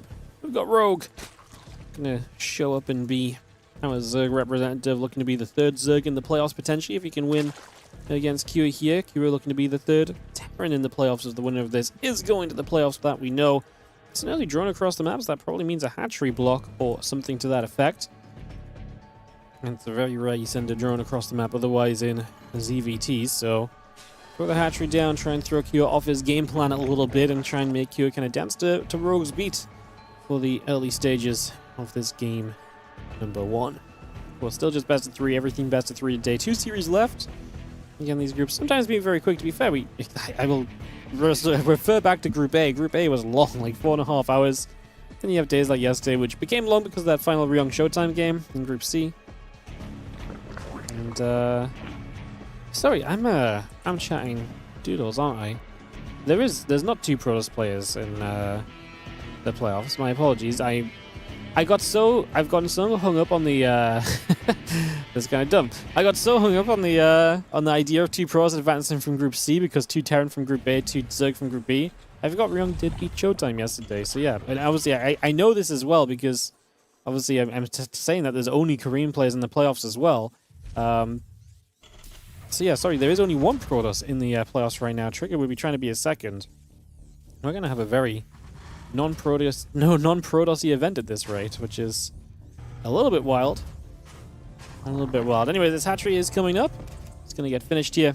And we do see Akira bunkering the low ground. Reactor coming through so you can get some Marines in this bunker nice and quickly. A couple SCVs will just nibble onto this hatch so we get some damage starting to come out, going to help to speed up the process of the Marines picking through that over the next little while. You would imagine as a couple of Lings pop, they're going to come across, and a couple of SCVs. I'm going to decide to back away from that for the moment.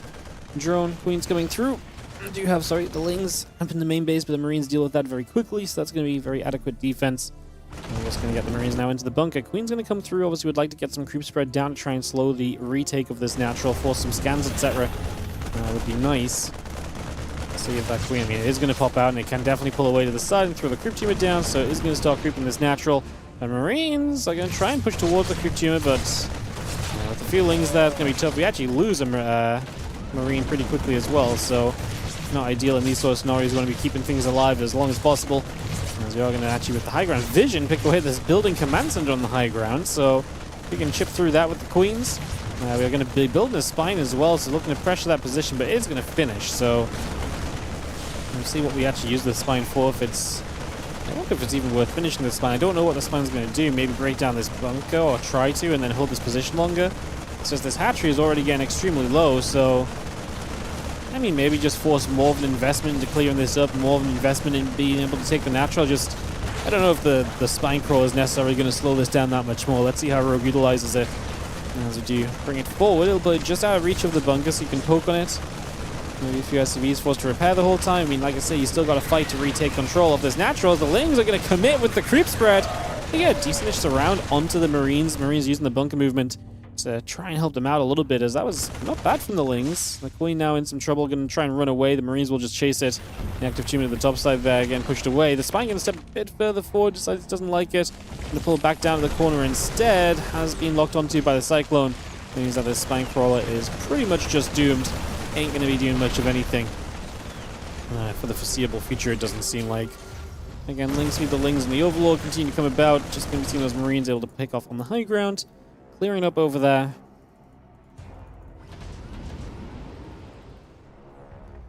Banshee and a couple of Hellions continue to come around also. So again, just bringing that up into place. The couple of Hellions back to the low ground again. Moving through for a few moments. So the Ling's going to go running straight up. The bunker in some trouble. A couple of Hellions are pulling back through. Just going to have ourselves the Ling still trying to chase forward. I mean, I feel like this is a bit of an overcommitment from Rogue. I don't know if he really has any reason to be trying to fight here at all. I just felt like he was giving some units away. He's down in work is coming out of this. Obviously, Kua only just now taking his natural into position. Rogue has got his third hatchery finishing.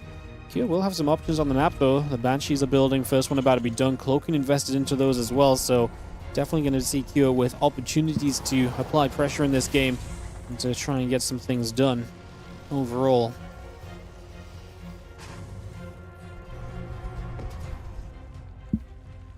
So yeah, Banshee, Cloak, and Hellion continue to come through. Just going to be seeing the SCV coming about. Lair, Drones and company coming up as well. Get another Queen on the way in. Just see the Hellions and the Cyclone still moving up to the top side for now.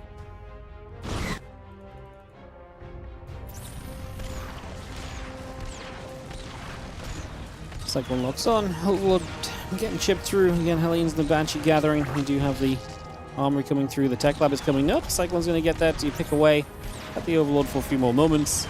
And the Queen's still coming across also.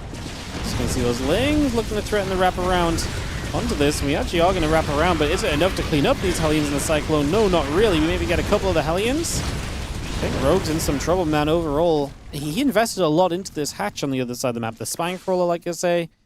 The extra Lings that dove through. I just feel like there was so much... I feel like he did fine with the hatchery already. It's the extra kind of additions. Like, he got all the extras with this proxy hatch, and he could have just done with the basic model, you know? He probably would have just been fine. He probably would have achieved a similar amount had he not invested the extras into the spine and everything, is what I'm saying. So, yeah, unfortunately for Rogue, the extra little bit of attempt to be funky and aggressive has not really paid off for him at all. Now we have a Spire continuing through, a few extra drones coming about as well. And a few Hellions just going to try and fight. They're going to get cleaned up, so at least Rogue doesn't have to worry about that for a little while. And, you know, Spire coming up, maybe we can find a way to give ourselves a chance and some time to fully draw us back into this match.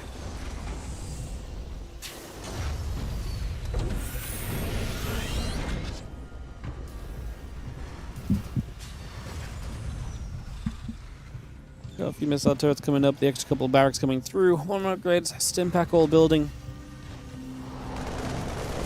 Gonna see those couple of Marines get after the Overseer for a few moments as well. It's just gonna put some damage onto them. Again, 1-1, Stimpack building up, Medivacs and Marines coming over as well.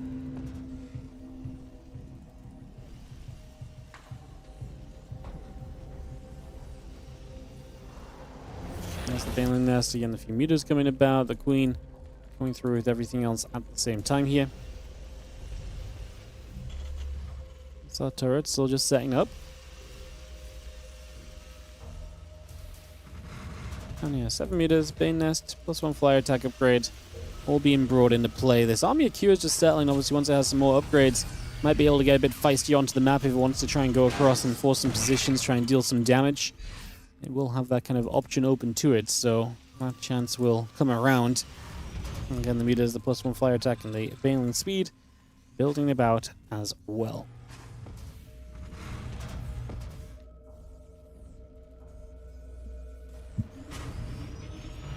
Still got the 1-1, the combat shields then coming through. The meters are going to start to move their way out down through the center. And away they go. On a journey for a little bit here. Is just seeing, again, the 1-1 upgrades, the combat shield all building about for now. Just bring that over.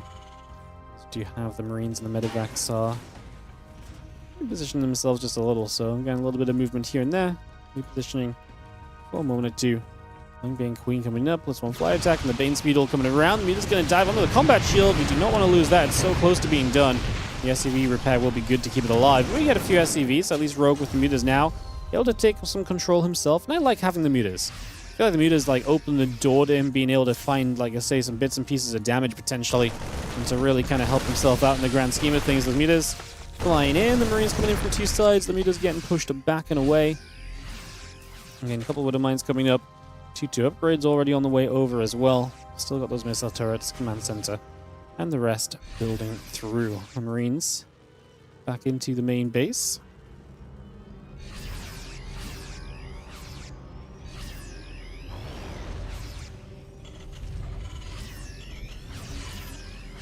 And the extra couple of barracks coming into play at the moment. Just going to see those Lings coming around. Plus one flyer attack's about to finish. Carapace upgrade still building.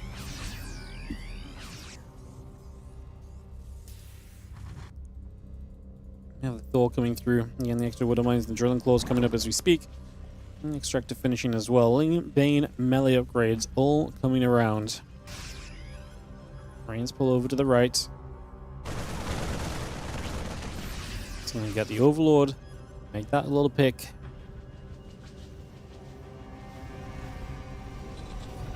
CC is floating down the bottom as well. Going to see the meters are going to show up and jump onto that for just a couple seconds. And the CC already having to turn away just for a few moments as well. So pulling back on that one. Again, 2 upgrades, concussive shells, drilling claws, all building by for the moment. We do scan. You see the meters try and dive back in. Missile turrets potentially able to get a little bit involved there as well.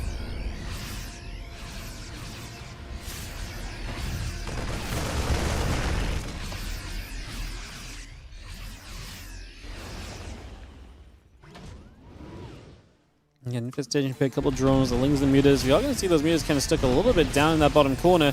Marines are spreading to settle as well. Thor still firing. The Lings and the Banes looking to run onto this army. As we are going to commit the Banes through, and the Marines don't really have anywhere to run to, so Rogue finding a fun little position, but still the supply is not favoring him.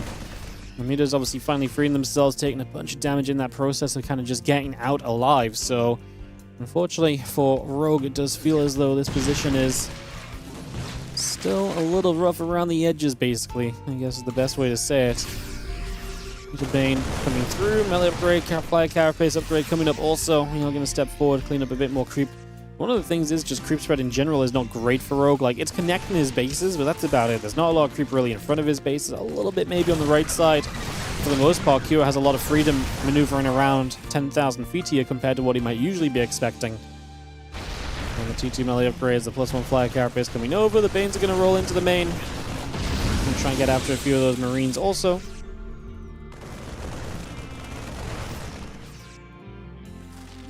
A little bit of the Marines, the 9. Coming back over, just going to be seeing them stimming about again, moving between the bases for a little bit. Still got the 2-2 upgrades coming in, the +1 flyer carapace being added as well.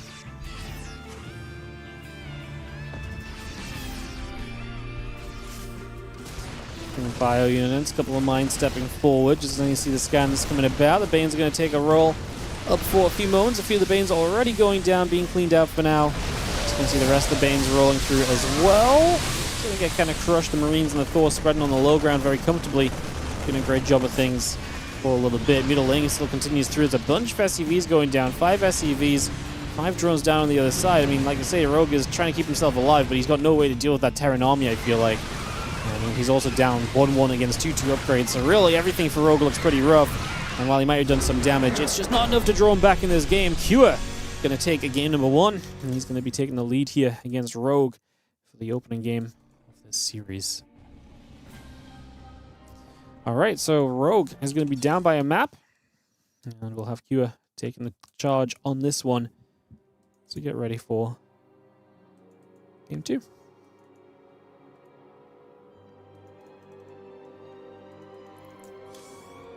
Second map is Winter Madness Mothership Map 3. Perfect. My maps to load.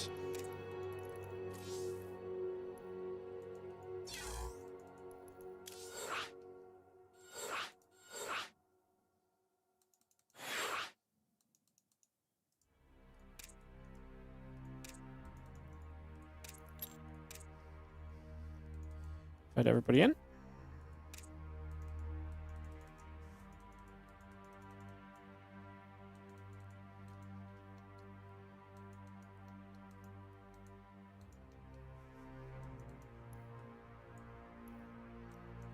If we're ready, we can go. Oh, I need ads. Oops.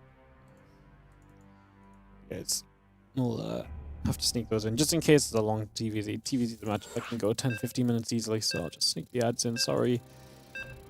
Just realized that.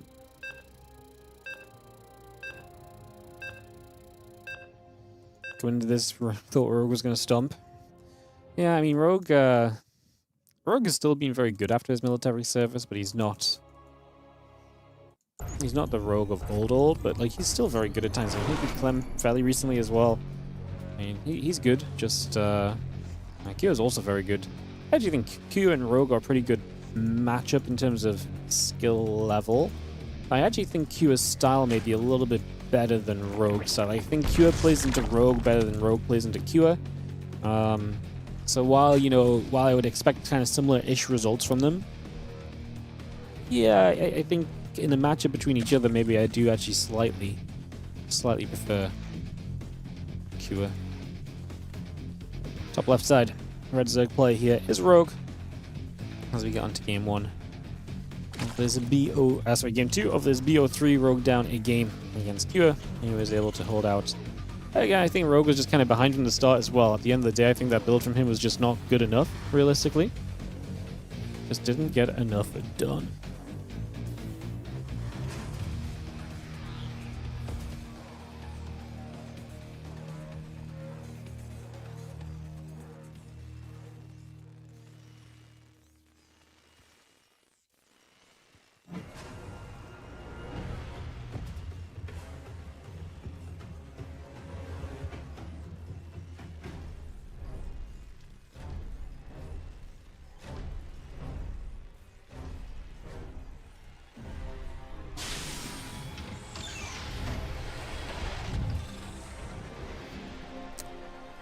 Alright, so we have a proxy coming down, as you can see. Once again, Rogue is going to throw the hatchery into the natural of Q here. Honestly, I didn't hate the hatchery aspect of it. I hated the overcommitment of the spine and everything else after, to be honest.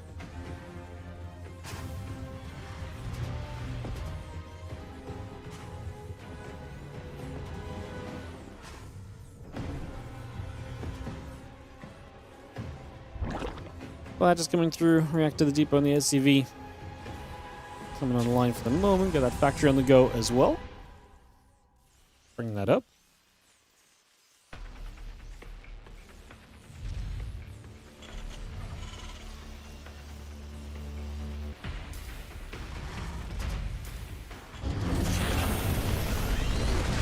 Marine's going to be here and start to push this about. You see Rogue just hatchery back at home. Like I say, I want to see him be less committed this time around with this hatch. Queen out, get a creep tumor down, and just don't build the spine crawler, right? Like, make a few lings, make this annoying, but just don't get overcommitted, as we are going to see the Queen going to throw the creep tumor down. We're going to see these Marines probably want to try and make a play onto the creep tumor. If they can deny this creep tumor, your life becomes so much easier, because by denying the creep tumor, you stop the creep spread from being here once the hatchery is gone. However, it's going to cost you a couple of Marines. Obviously, it costs Rogue a couple of lings. Overall, I actually think I like this okay for Rogue, because he's still going to have time to get energy on the Queen for another creep tumor. So it's not like that was a done deal. That was his only chance. I mean, obviously, Q now could maybe deny the second one as well, and then we're still looking very reasonable, perhaps. So I guess we'll see.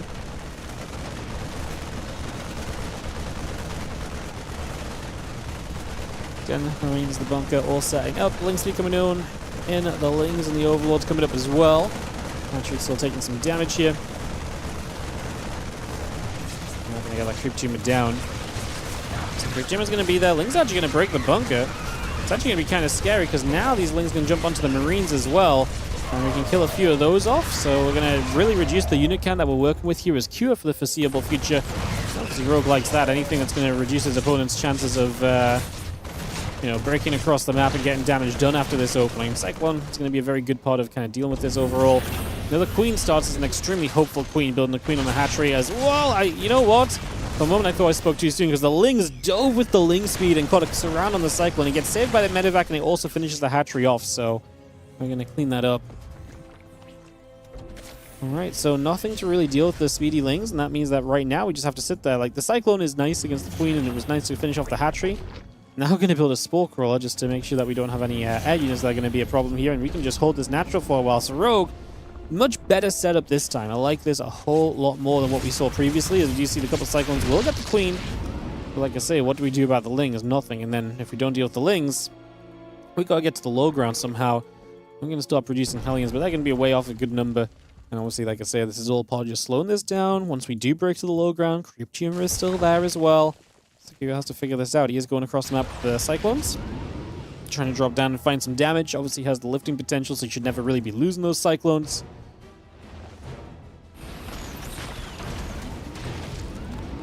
And the Lings coming back over for a couple seconds. Hey, what's up, Kicknit Old School on the YouTube saying thanks, Wardy, for the GGs for the fans. Thanks so much for watching, mate. Thanks for tuning into the YouTube, and thanks for just supporting the WardiTV Spring Cup guys in general. Obviously, playoffs tomorrow should be banger. Looking forward to that as the Hellions come in. You're going to knock down a whole bunch more creep again, so a bunch of those creep tumors still falling. Just going to see the Spore Crawler going to go down, going to get that caught and killed.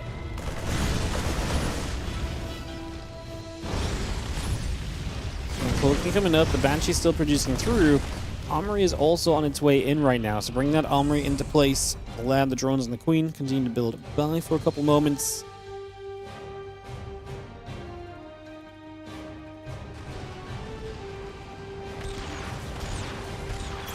Cyclone's going to lock onto the Overlord. Overlord is going to drop, so Overlord goes down. Again, the Lad, the drone, Queen and company coming about. Banshee and a couple Hellions coming in as well. Just going to see the couple depots getting into place. Again, the Armory and company coming through as well. A couple Cyclones. Going to get lock-ons to the Overlord. Clearing that out for a few moments. Just going to be seeing the Cyclones able to get in after a couple Lings. But I mean, it's nice that Q actually has some map control. Supply-wise, Q is actually in a great position. His army, 45 to 24. They might just be overwhelming enough to run in here and finish Rogue off. It's kind of crazy. I felt like this setup with Rogue was good, but he has no answer to Hellbat's, Banshee, Cyclone, and a few Marines at least he can jump on. It's pretty much the only thing he cleans up somewhat effectively right now, which is kind of brutal. The Ling's still running through, the Hellbat's getting caught. We're now going to be seeing those Hellbats still putting a little bit more work out. A couple of Queens getting caught, the Cyclone lock on onto those Queens for a couple more seconds. It's going to see the Hellbats, Cyclones regathering once again. And the drones are going to try and pull through, but into the Hellbats probably not going to be pretty. GG's. Man, Q did a great job. I actually thought it was going to be very tough for him in that scenario, and yet I was completely incorrect. He just has way too much, and maybe it's time we back off the maybe it's time we back off the proxy hatches rogue, because that was not it. That was not it. All right. Final match of the day. Coming up next is going to be Rogue against Trigger. We got one more matchup. It's going to be some ZVP. And it's going to be the rematch from earlier. Rogue really swept Trigger away very quickly earlier on. I mean, obviously, he defended the first game against the 6th gate, and then the second game just proxy hatched, and Trigger played super greedy on Celestial, so that went very wrong very quickly. So, yeah. It'll be Trigger versus Rogue to round us out here.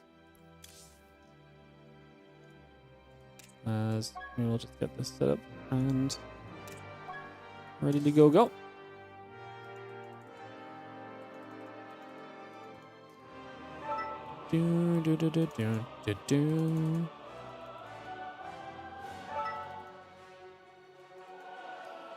Alright, everyone's in. And we'll get video started, guys. Perfect. I'll run some ads just while we're between games, and otherwise we are speeding through this action today. We really are. The games are passing by at a rapid pace.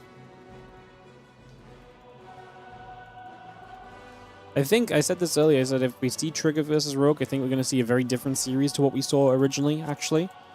So, yeah, I actually really do think we're going to see a very different series here. I think it's going to look quite different, just because I don't imagine Trigger plays as aggressively like he did. I don't think Rogue is going to find Trigger playing as greedily either. I think Trigger plays a very different couple of builds, and hence it's impossible for the series to then look the same. So, when is SE2 get a new balance patch? Great question. If anyone knows, that'd be great to hear. Probably not for a long time.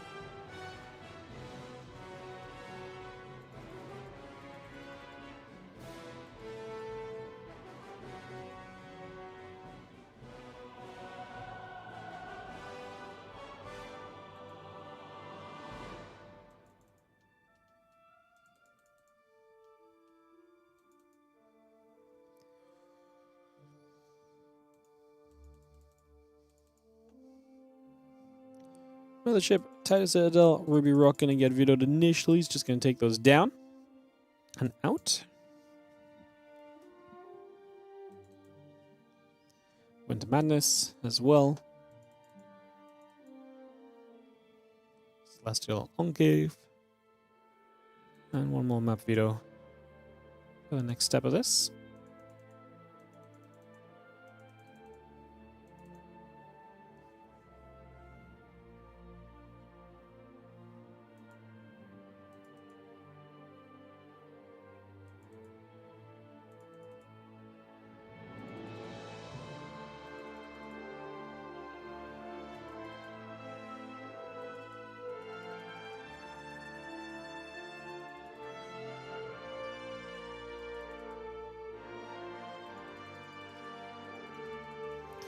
Old Republic is going to be our opening map then. Alright, so Old Republic to open this series. Then Tourmaline for map 2. And Celestial did get vetoed this time, so no Celestial. A little bit of a switch up from what we saw before.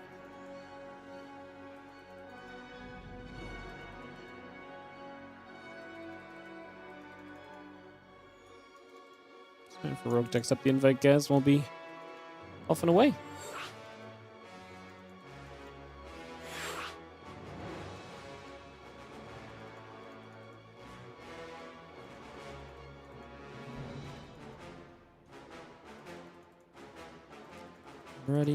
Ready. Put myself up. And who's here? Okay. Players are set. Let's do it. I guess RSL just finished. You advanced. Alright, yeah, let's get this on the way, guys. Let's go into Trigger versus Rogue. Last match of the day for us. It's kind of just been a fast one. Tomorrow will be longer. We're going to have 4 best of 3s, 3 best of 5s tomorrow, so it's going to be significantly longer than these days have been as we enter the playoffs. It'll be a lot of fun. Just single elimination 8-player bracket. Top 4 players obviously do qualify for the Spring Championship. The other guys are very likely to make the Spring Championship anyway, but top 4 will get some better seeding, which is nice for them. As we have ourselves in the bottom left-hand corner, the blue Zerg here is going to be Mr. Rogue. And he has... Oh, sorry, I'm not in game. Oh my goodness. That doesn't happen very often. There we go. Let's try this again. In the bottom left-hand side, it is going to be Mr. Rogue. And he took the 2-0 earlier over this man in the top right from Basilisk. It is Trigger. We kick off into game 1. This best of 3.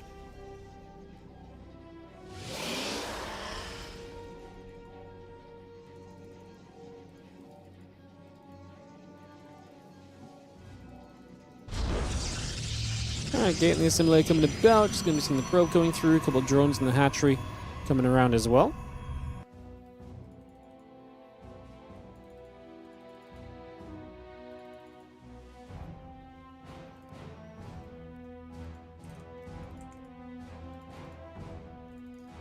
Assimilator and gateway hatchery coming about for a few moments to bring this in for a little bit. Getting that all going.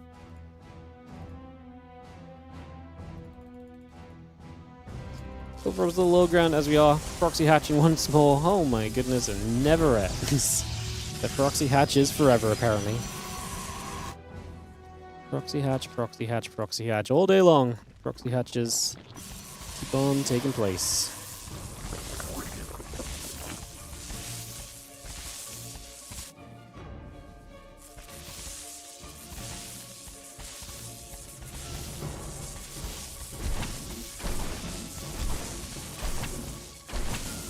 Got the Zealot and a few probes going to fight away, so it's going to get some damage done there for a little bit, get some work in for a little while.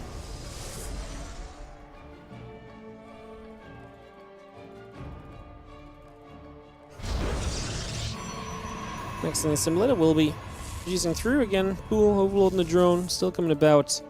Just going to have the little bit of a chase and this drone away as we obviously deal with this very well as Trigger, and Rogue will play a little bit more of a standard game from here then. Not going to be a proxy hatch in the sense of what we saw earlier, at least. We go from there.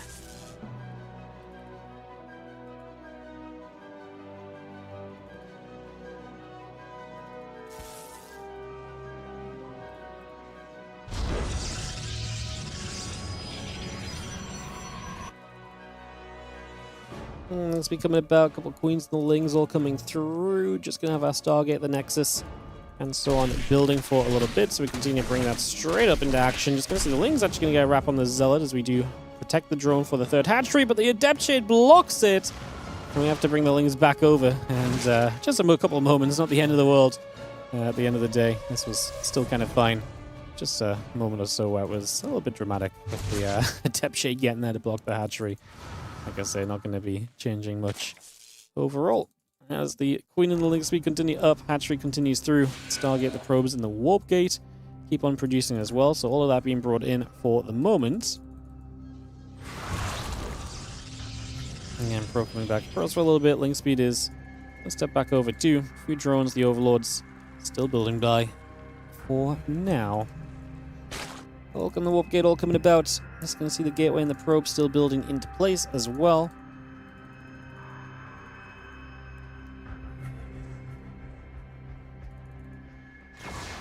Feelings going to try and run forward. Just going to get after that Adept already.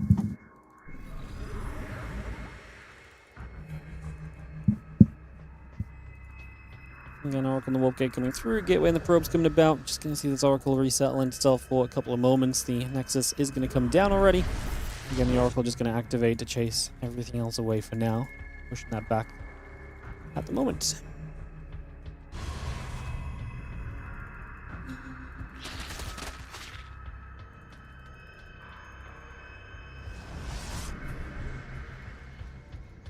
Twilight Council, Nexus, and probes coming through. Just going to be seeing a couple of Oracles settling in front of the third.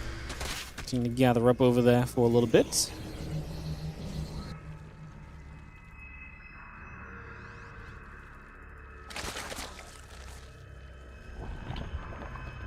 And Twilight Council, Nexus, a couple of probes coming through the lair. A couple of drones and the Lings all coming around as well.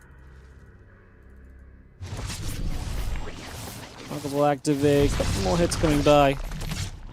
Just for a bit of damage at the moment, getting that on the way right here.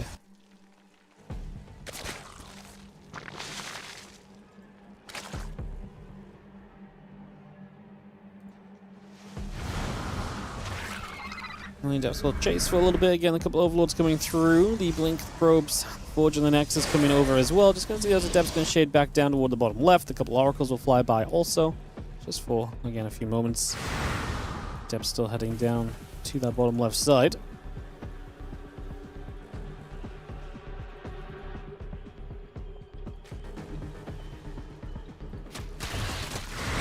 Adepts going to fight. Feel those lanes going to start dropping. The Adepts do step across. We are going to be seeing the Hydra Den. The hatchery and company continue to bring over. Just having the Queen going to be there to hit the Oracles for a little bit longer as well. And keep on dealing with that as, again, blinking the +1 upgrades. Continue to come through, +1 missile upgrade, the Hydra Den, the hatchery, and everything else continue to come online. Just do that Temple Archives and the Robo Facility building as well.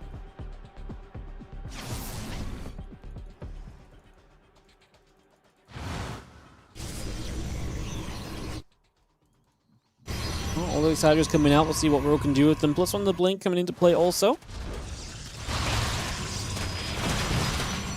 Things looking to get a wrap around onto the Adepts there, looking to try and get a catch already. Just going to see Storm coming up, the blink on the way, +1 attack upgrade coming through too. Bring this all about for now. Again, Storm, blink, +1 coming online.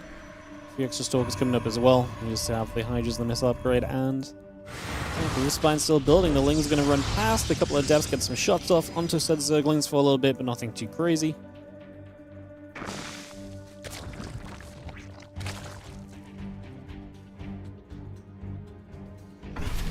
Will come in, just drop a little revelation onto this hatchery. A couple of units there as well. Now Hydra's going to come up around the top side, so they're going to get moving as well. And away they go. Storm +1 upgrade. Continue to come about, continue to come over. Again, the rest of the Ling Hydra coming through too. Just bringing a lot of that online. A couple of Lings keep on chasing. +1 missiles, the Hydra speed coming up. The Lings are really looking for the wraparound here on this Adept Stalker Force. The High Templar potentially going to get caught as well, as we do see the Lings Looking for the wraparound. Not gonna have enough. The Hydra's obviously here as well. Rogue on only 60 workers, so 1's damage with this. Is very close to +1 missiles for these Hydras. Very close to Hydra speed as well, though not here just yet. Gonna currently try and split out into a concave. At the very least, he's denying this 4th base location, but I'm not sure how much more he'll be doing than that. As a couple of pylons there will go down, but can he break up into the high ground? Hydra speed will help with that.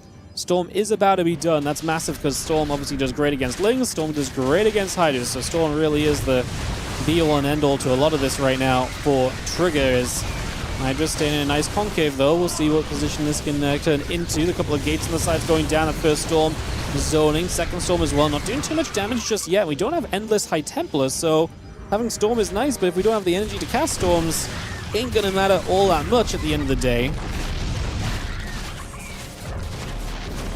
We're just still pushing through and obviously holding this position with the threat of maybe taking down this base if we don't do something about this. We start to push into this here as Trigger. No charge on those Zealots, by the way, so they are going to be chargeless. They are not going to be very useful. Just trying to absorb some damage. However, now the Hydra count has gone down a little bit. The other units are still pressing forward. Stalkers and Immortals chasing. A couple of those Archons low, but do not go down. Nice saving from Trigger to keep those alive, and it feels as though this from Rogue has not done enough in the end. A couple Hydras will be chased away. The Stalkers coming after just for the moment. Now we're going to be resetting from this. A couple of these Hydras taking some shots already. It's going to be seen the Hydras going to try and step back over. The Archons will be chased away. Again, Prism +2 attack and charge all continue to come online. The extra Hydras coming up. The Lings in production. Just going to be seeing the Stalkers getting underneath the Overlord for a few moments, so bring that straight over.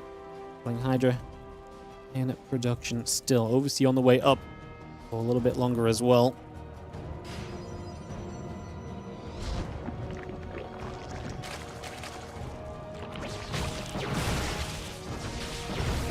Stalkers, Immortals, the Archons, the High Templar continuing through. The Hydras and the Queens continuing to come across. Storm will come around.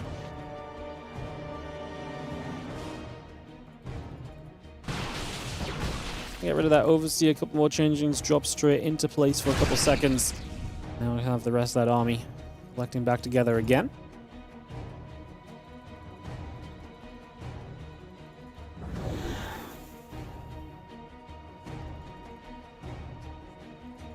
Next coming through, a couple High Tempers, the +2 attack upgrade coming about also.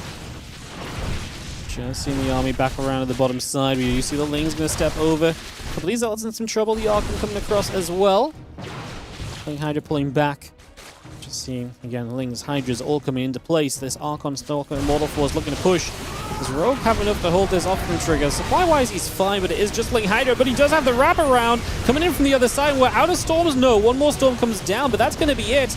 Trigger now oh, he had another one as well, man. These High Templars showing up from places I don't even see.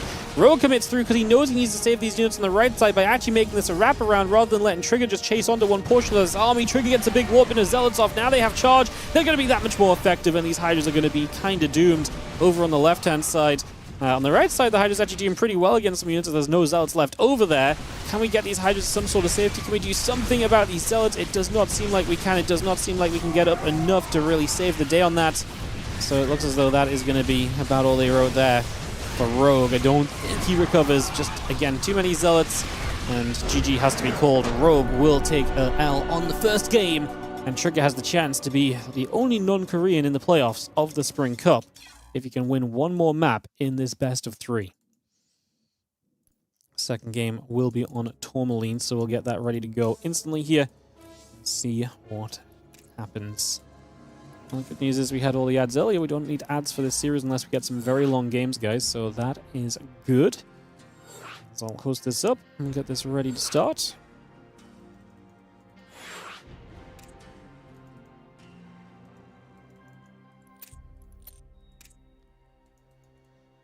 Ready. We're good to go. Let's send it into some action, guys. Let's commit. Let's do the StarCrafts. Tourmaline coming up right now.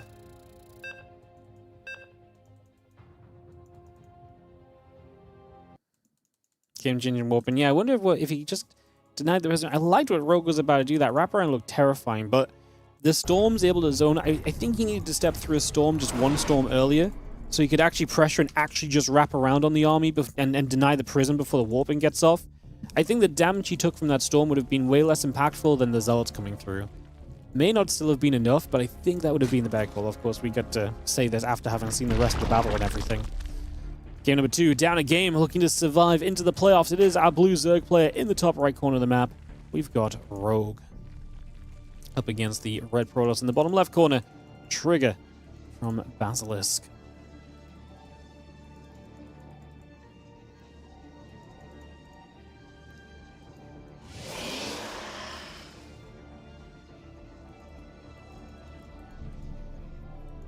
Yeah, I know Trigger's obviously in Korea and stuff as well, guys. I'm just trying, he flies the Canadian flag in representation most of the time, so, we gotta, we definitely adopt him as a non-Korean for this one, for the storyline. Yeah, he obviously is still Korean as well, but... Hey, what's up, Fear Dragon 64? I think Rogue could have won right there if he were born a North American. Great input, great insight. I'm gonna just say you might be right. You know what? I'm not even gonna be mean. You might be right. I don't even have it in it to be mean. It's just it's been too long since I've talked to you properly. I can't just be mean out of nowhere. Thank you for the 124 months. Resubscribing 10 plus years. Crazy business. Probes dealing with the hatchery again here. Trigger dealt with this well last time. I imagine it's going to be a similar kind of thing on this one. It's going to be seeing the hatches, the gas, the pool all coming up. A couple drones on the way over. Cybercore and the probe building by. Result in a few probes coming across. Hatchery is going to get cancelled. Just going to see those other few units coming back along for a little bit longer. See what else we can do. Cybercore on its way.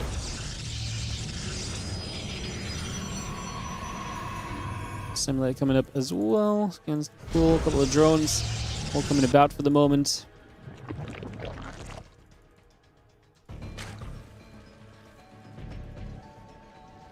Put that simulator down. This drone is going to be as annoying as it possibly can be right now. Again, probe. Nexus and the Adept all coming across.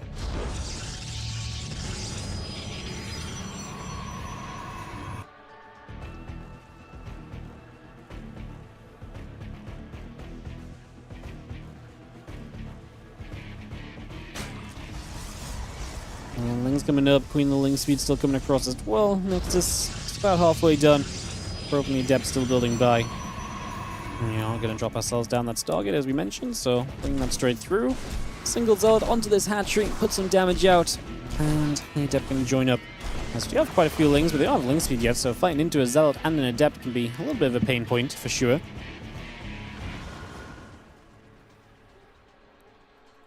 Ling speed just coming up to that halfway marker. Again, hatchery, the Queen, the drones continue to come about for the moment.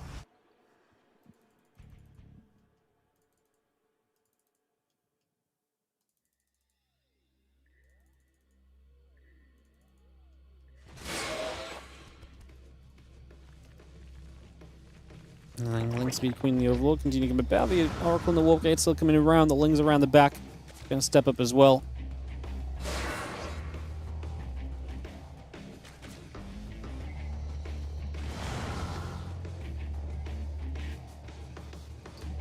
And Twilight Council building through. The couple of probes in the Forge coming up. Just going to see the Oracle, going to see the Warp Gate still coming by. Drones and the Queen building as well. And a couple of Adepts will shade their way up into the natural. Get that on the go.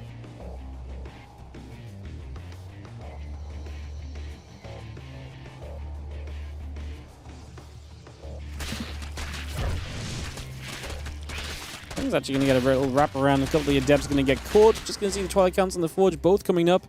The Gateway is still coming through, getting that Warp Gate into play. Again, the drone and the Spore Crawler coming across as well. The extra gates, the +1 attack upgrade, charge all producing.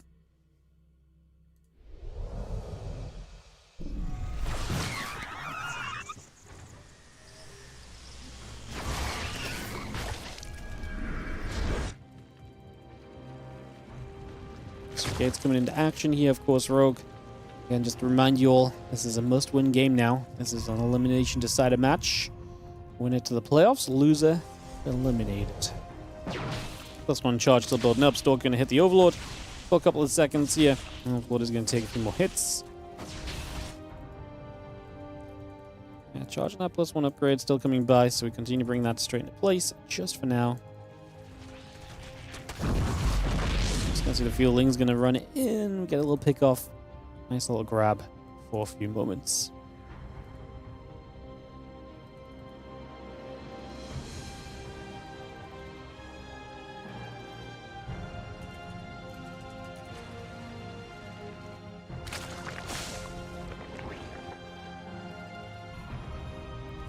Hachi Vachimber again coming about. Just going to be seeing the +1 charge still going through. The Ling's going to get a wrap around. Nexus, the Zealot, and the Adept going to continue to get jumped on for a few seconds. Going to see a few more warpins just off to the left already, so bringing those straight around. I'm just going to see these Adepts going to be in some trouble. The Ling's going to keep on pressuring, and Rogue looking to knock through this already. Oracle is going to show up, just going to push those Lings back as well, chasing those away for a little bit. Again, Gateway, the +1 upgrade. Continue to come through for the moment. Still got the Hydroden introduction, the drone and the roaches continue to be added just for now. The attack upgrade, the battery, and the probes build on through. Again, Oracle and the Adept is going to be there to chase those Zerglings about for a little while, so again, pushing those about for a moment or so. Another Zealot going to come down also. And yeah, roaches, missiles, roach speed, all producing. Do have the Zealot on as well.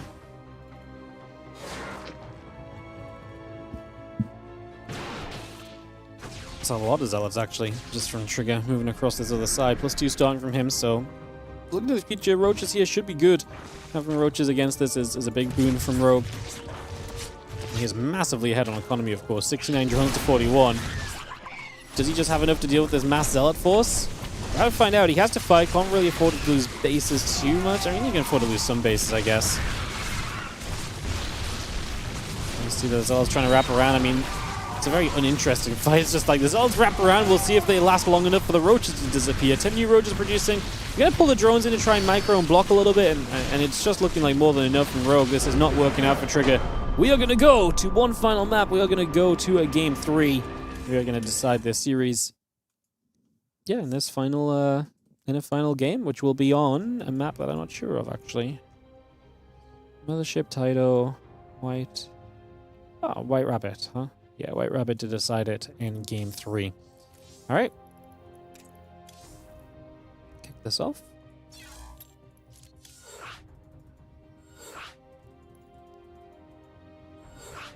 Do you get everyone in? Yeah, Mass Zealot. Not work out for Mr. Trigger. Why am I calling everyone Mr. lately? I was like Mr. Bjorn, I said Mr. Rogue earlier, now Mr. Trigger. I've just picked up on this somewhere and I'm not letting go of it apparently. I'm clinging onto it with dear life. Yay.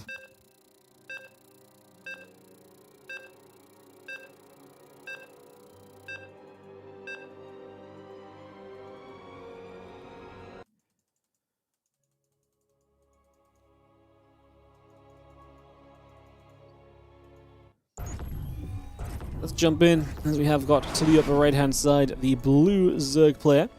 This is going to be Rogue.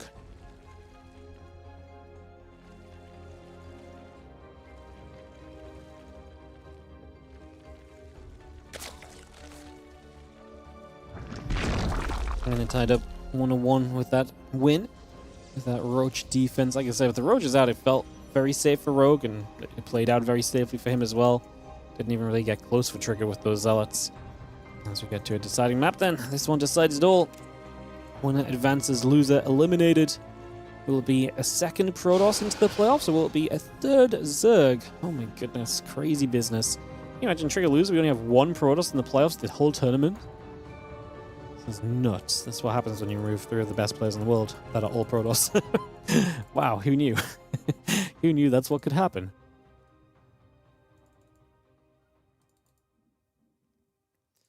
Hatch drones continuing up.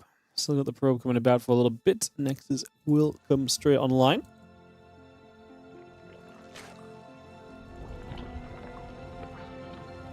Probe coming across again, Gateway, and Nexus coming coming along for a little.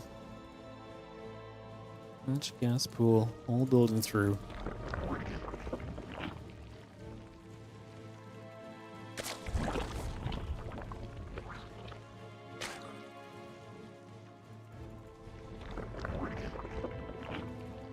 I also like to say, love to say, like I said lately.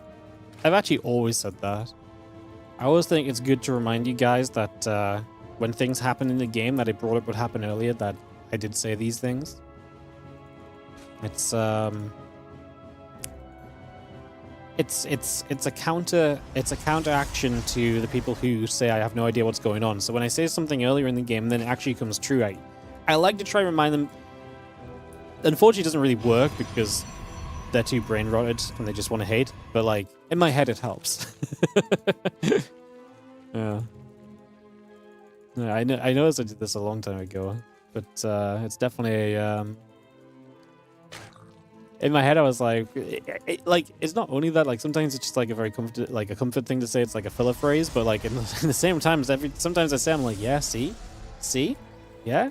Who's the Plat League noob now that you think I am, huh? I would fight Twitch chat 99% of the time if I could, I guess. Some underlying emotions here, apparently. Queen Link speed all coming about. Adept Stalker Warp Gate producing on through. Let me just take a few moments, as we do have the Adept and the Stalker, the Warp Gate all building about for now. Bring that in for a little bit. Probe coming around the sides. Hatchery settling. Tell me how you really feel about it. Yeah, I know. Well, I go on these rants every now and again. It's one of those things where it's like, it doesn't really bother me. It's just like, I like to see the people who are wrong be wrong at the same time. Alright, Twilight Council in the Forge coming up. No Stargate opening from Trigger, so really continuing to kind of keep these builds pretty intriguing. That's obviously fast forge alongside what is going to be the Blink. So what are we going to do? Blink +1? Are we going to be super 2 base all in kind of aggression, or what is our plan going to be? Evo Chamber in the back from Rogue. Obviously melee against the Stalkers would be pretty nice, and that may just be what he's on his way to for the moment here over this next little while. It does feel very committed though from Trigger, because they're really looking to rush this Blink out early. If you're just looking to macro here, why not go for the Oracle first? Why not get the Stargate, then go Blink? You could just go one Oracle into Blink, right, if you wanted to. The Oracle provides so much safety, but by cutting out the Stargate completely, you do hit harder, you do hit faster. You know, at the end of the day, like, it is going to be much more kind of all-in vibed as we go toward the 6 gateways, and so Trigger just thinks he can make this work. Now we're going to add on another gateway to take us up to 7. We might even see a cheeky little 8 gate. Can we go to 8?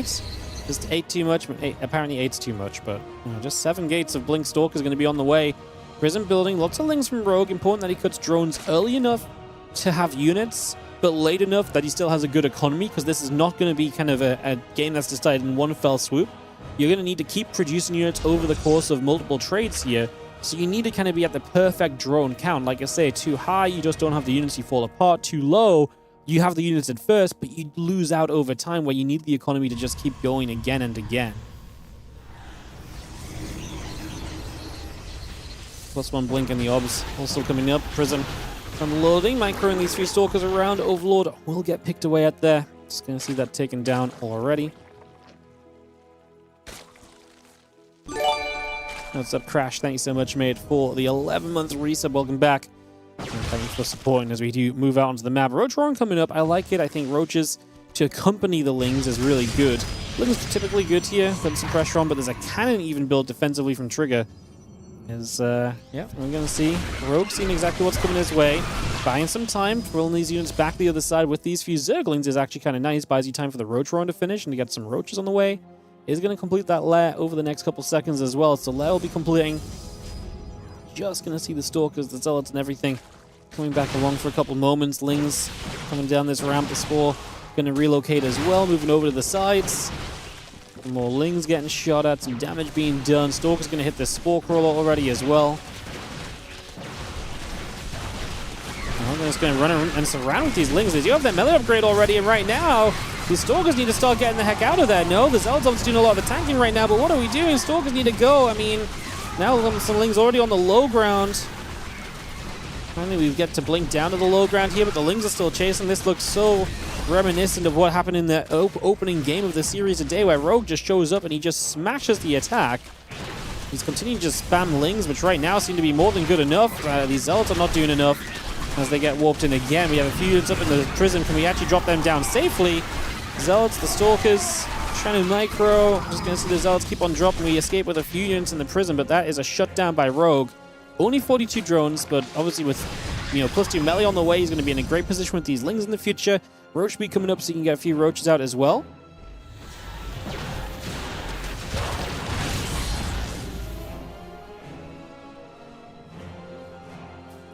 When those Lings gather up, the Prism moving around.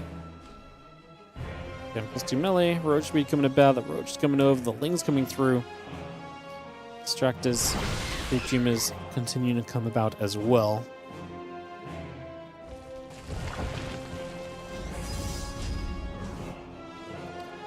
+2 attack and the charge. Pops all coming into play. So a lot more Zealots being warped in. Trigger's going to get ready to go again. I mean, this way it's going to be nice to have some Roaches, right? Because if you're going to be seeing a lot of Zealot warpings at this stage, the Roaches is going to help a lot there.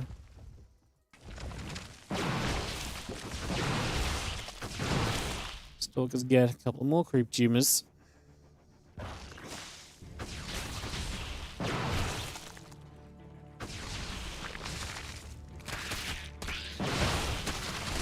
Things going to run down. Zealots, the Stalker's going to get surrounded. A couple of Roaches going to come across as well. Just going to see these Zealots getting absolutely eaten up already, though. I mean, we're just keeping the Stalkers back. They're not able to comfortably just sit there and deal damage like they want to. And Trigger is just floundering, trying to find a way to stay afloat in this game, but it is not looking good. Prison will evacuate what we can. We can blink to the low ground, but once again, Rogue is just pushed back and attack. We're now going to warp in a bunch of High Templar and get some Archons onto the field, so we're going to have a little bit of tech to help us out, but we're down like 30 army supplies, so Rogue has significant numbers here. You're going to see the morphing Archons. He does not want to jump on them just yet, though.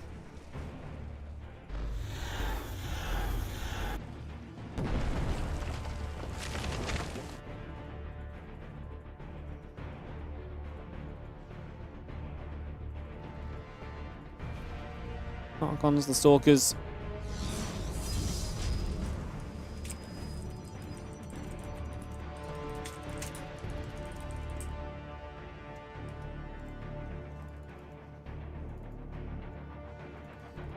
Again, a model in the +3. Attack upgrade coming through. The gateway still coming about. Things, Roaches, the Ravage, and the Queens gathering around. Just gonna see the extra Stalkers warping through at the moment. +3 attack upgrade coming about as well. A couple Stalker shots off onto a couple Lings as well.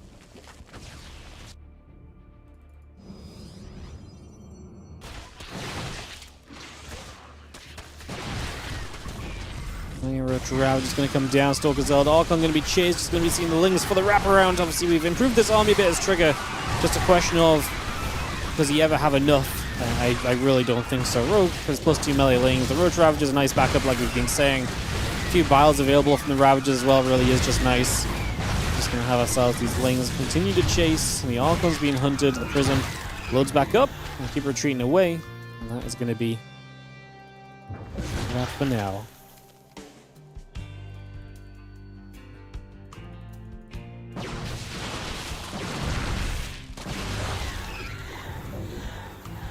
Well, I mean, this feels like the final moments. Rogue is going to make it 3 Zergs in the playoffs, alongside the 4 Terrans and the single Protoss in Zaun for our playoffs of the WardiTV Spring Cup, Spring Championship qualification on the line tomorrow. We'll look what that playoff bracket looks like after these games.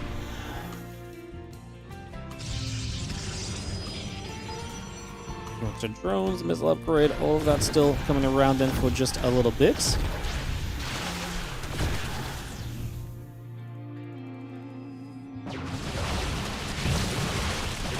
Roach Ravager coming up. This round is going to see the Stalker Archon Immortal. Gonna have to pull away, getting out of here for the moment. Again, +1 missiles, the Stormwall coming through. Cybercore still building as well. Roach Ravager is going to be hitting on the front door, and we are going to knock our way into this natural expansion. A couple of corrosive valves coming out. The Stalk's going to have to back away from this as well.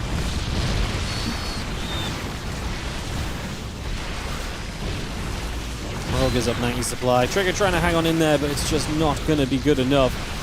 It is not going to be good enough at all. Roaches, Lings, the missile upgrade coming through. Storm on the way by. GG. And that will be that. Rogue takes it down. Rogue gets it done for himself and brings himself back through to advance in second place. And that is going to round out our group stages, guys. Now, it is going to be time for us to jump onto the bracket picking section of the stream. So we're going to set the playoff bracket and show you guys what that looks like for tomorrow. So I will just set up to do this. If you give me one moment. All right. I'm just going to do it off stream because it's a little easier, guys. Cool. So the winners of our groups were...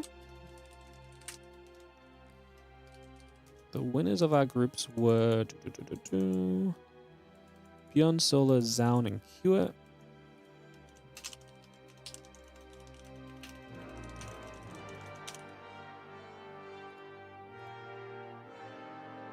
That's hilarious. They randomize into that exact order.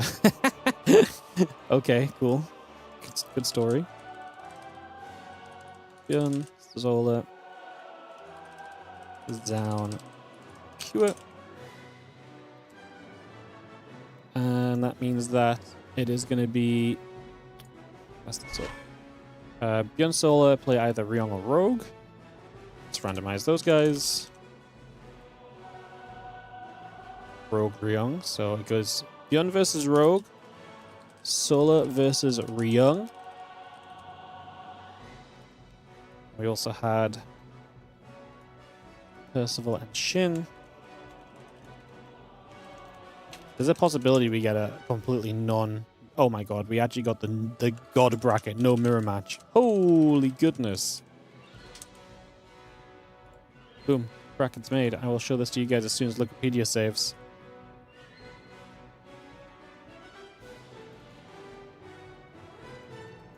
Alright, yeah, let's have a look. This is what the bracket turned out as. This was randomized, and it just worked out like the god bracket. Sometimes lucky, guys. Sometimes lucky. So it's going to be Bjorn versus Rogue to start the day off tomorrow, followed by Sola versus Ryong. We're then going to follow up with the semi-final here. So that'll be best of 3, best of 3, best of 5. And then we'll go Zaun versus Percival, Kua versus Shin, and then the best of 5. Zaun and Kua are the two players who have RSL tomorrow. So it actually is even more fortuitous that they just ended up on the same side of the bracket for us, because that means we can actually just do this second half of the bracket later on. And if one of them is playing longer in RSL than the other, then yeah, we'll just give them a little bit more time as well. So yeah.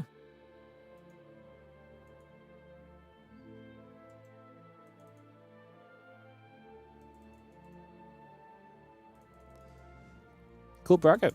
This is actually this bracket randomizer could not have gone better, actually. We avoided all the TVT possibilities, and the order of the bracket is perfect for my own needs. I wish I'd actually done this on stream because it actually looks as though I just rigged it. Well, my bad. There you go, guys. That's the bracket that will be playing tomorrow. We'll start 1 hour later to give RSL some time, and we'll go through the top. They'll get the schedule updated on Wikipedia.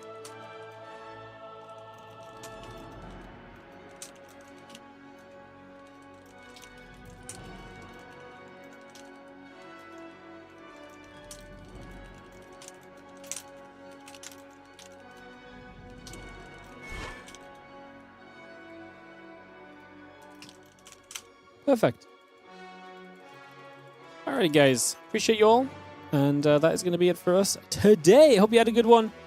Thank you so much for hanging out. And I hope you guys have a great rest of your day as well. I'll be back tomorrow for the Spring Cup playoffs. Like I say, a bit of a shorter one today.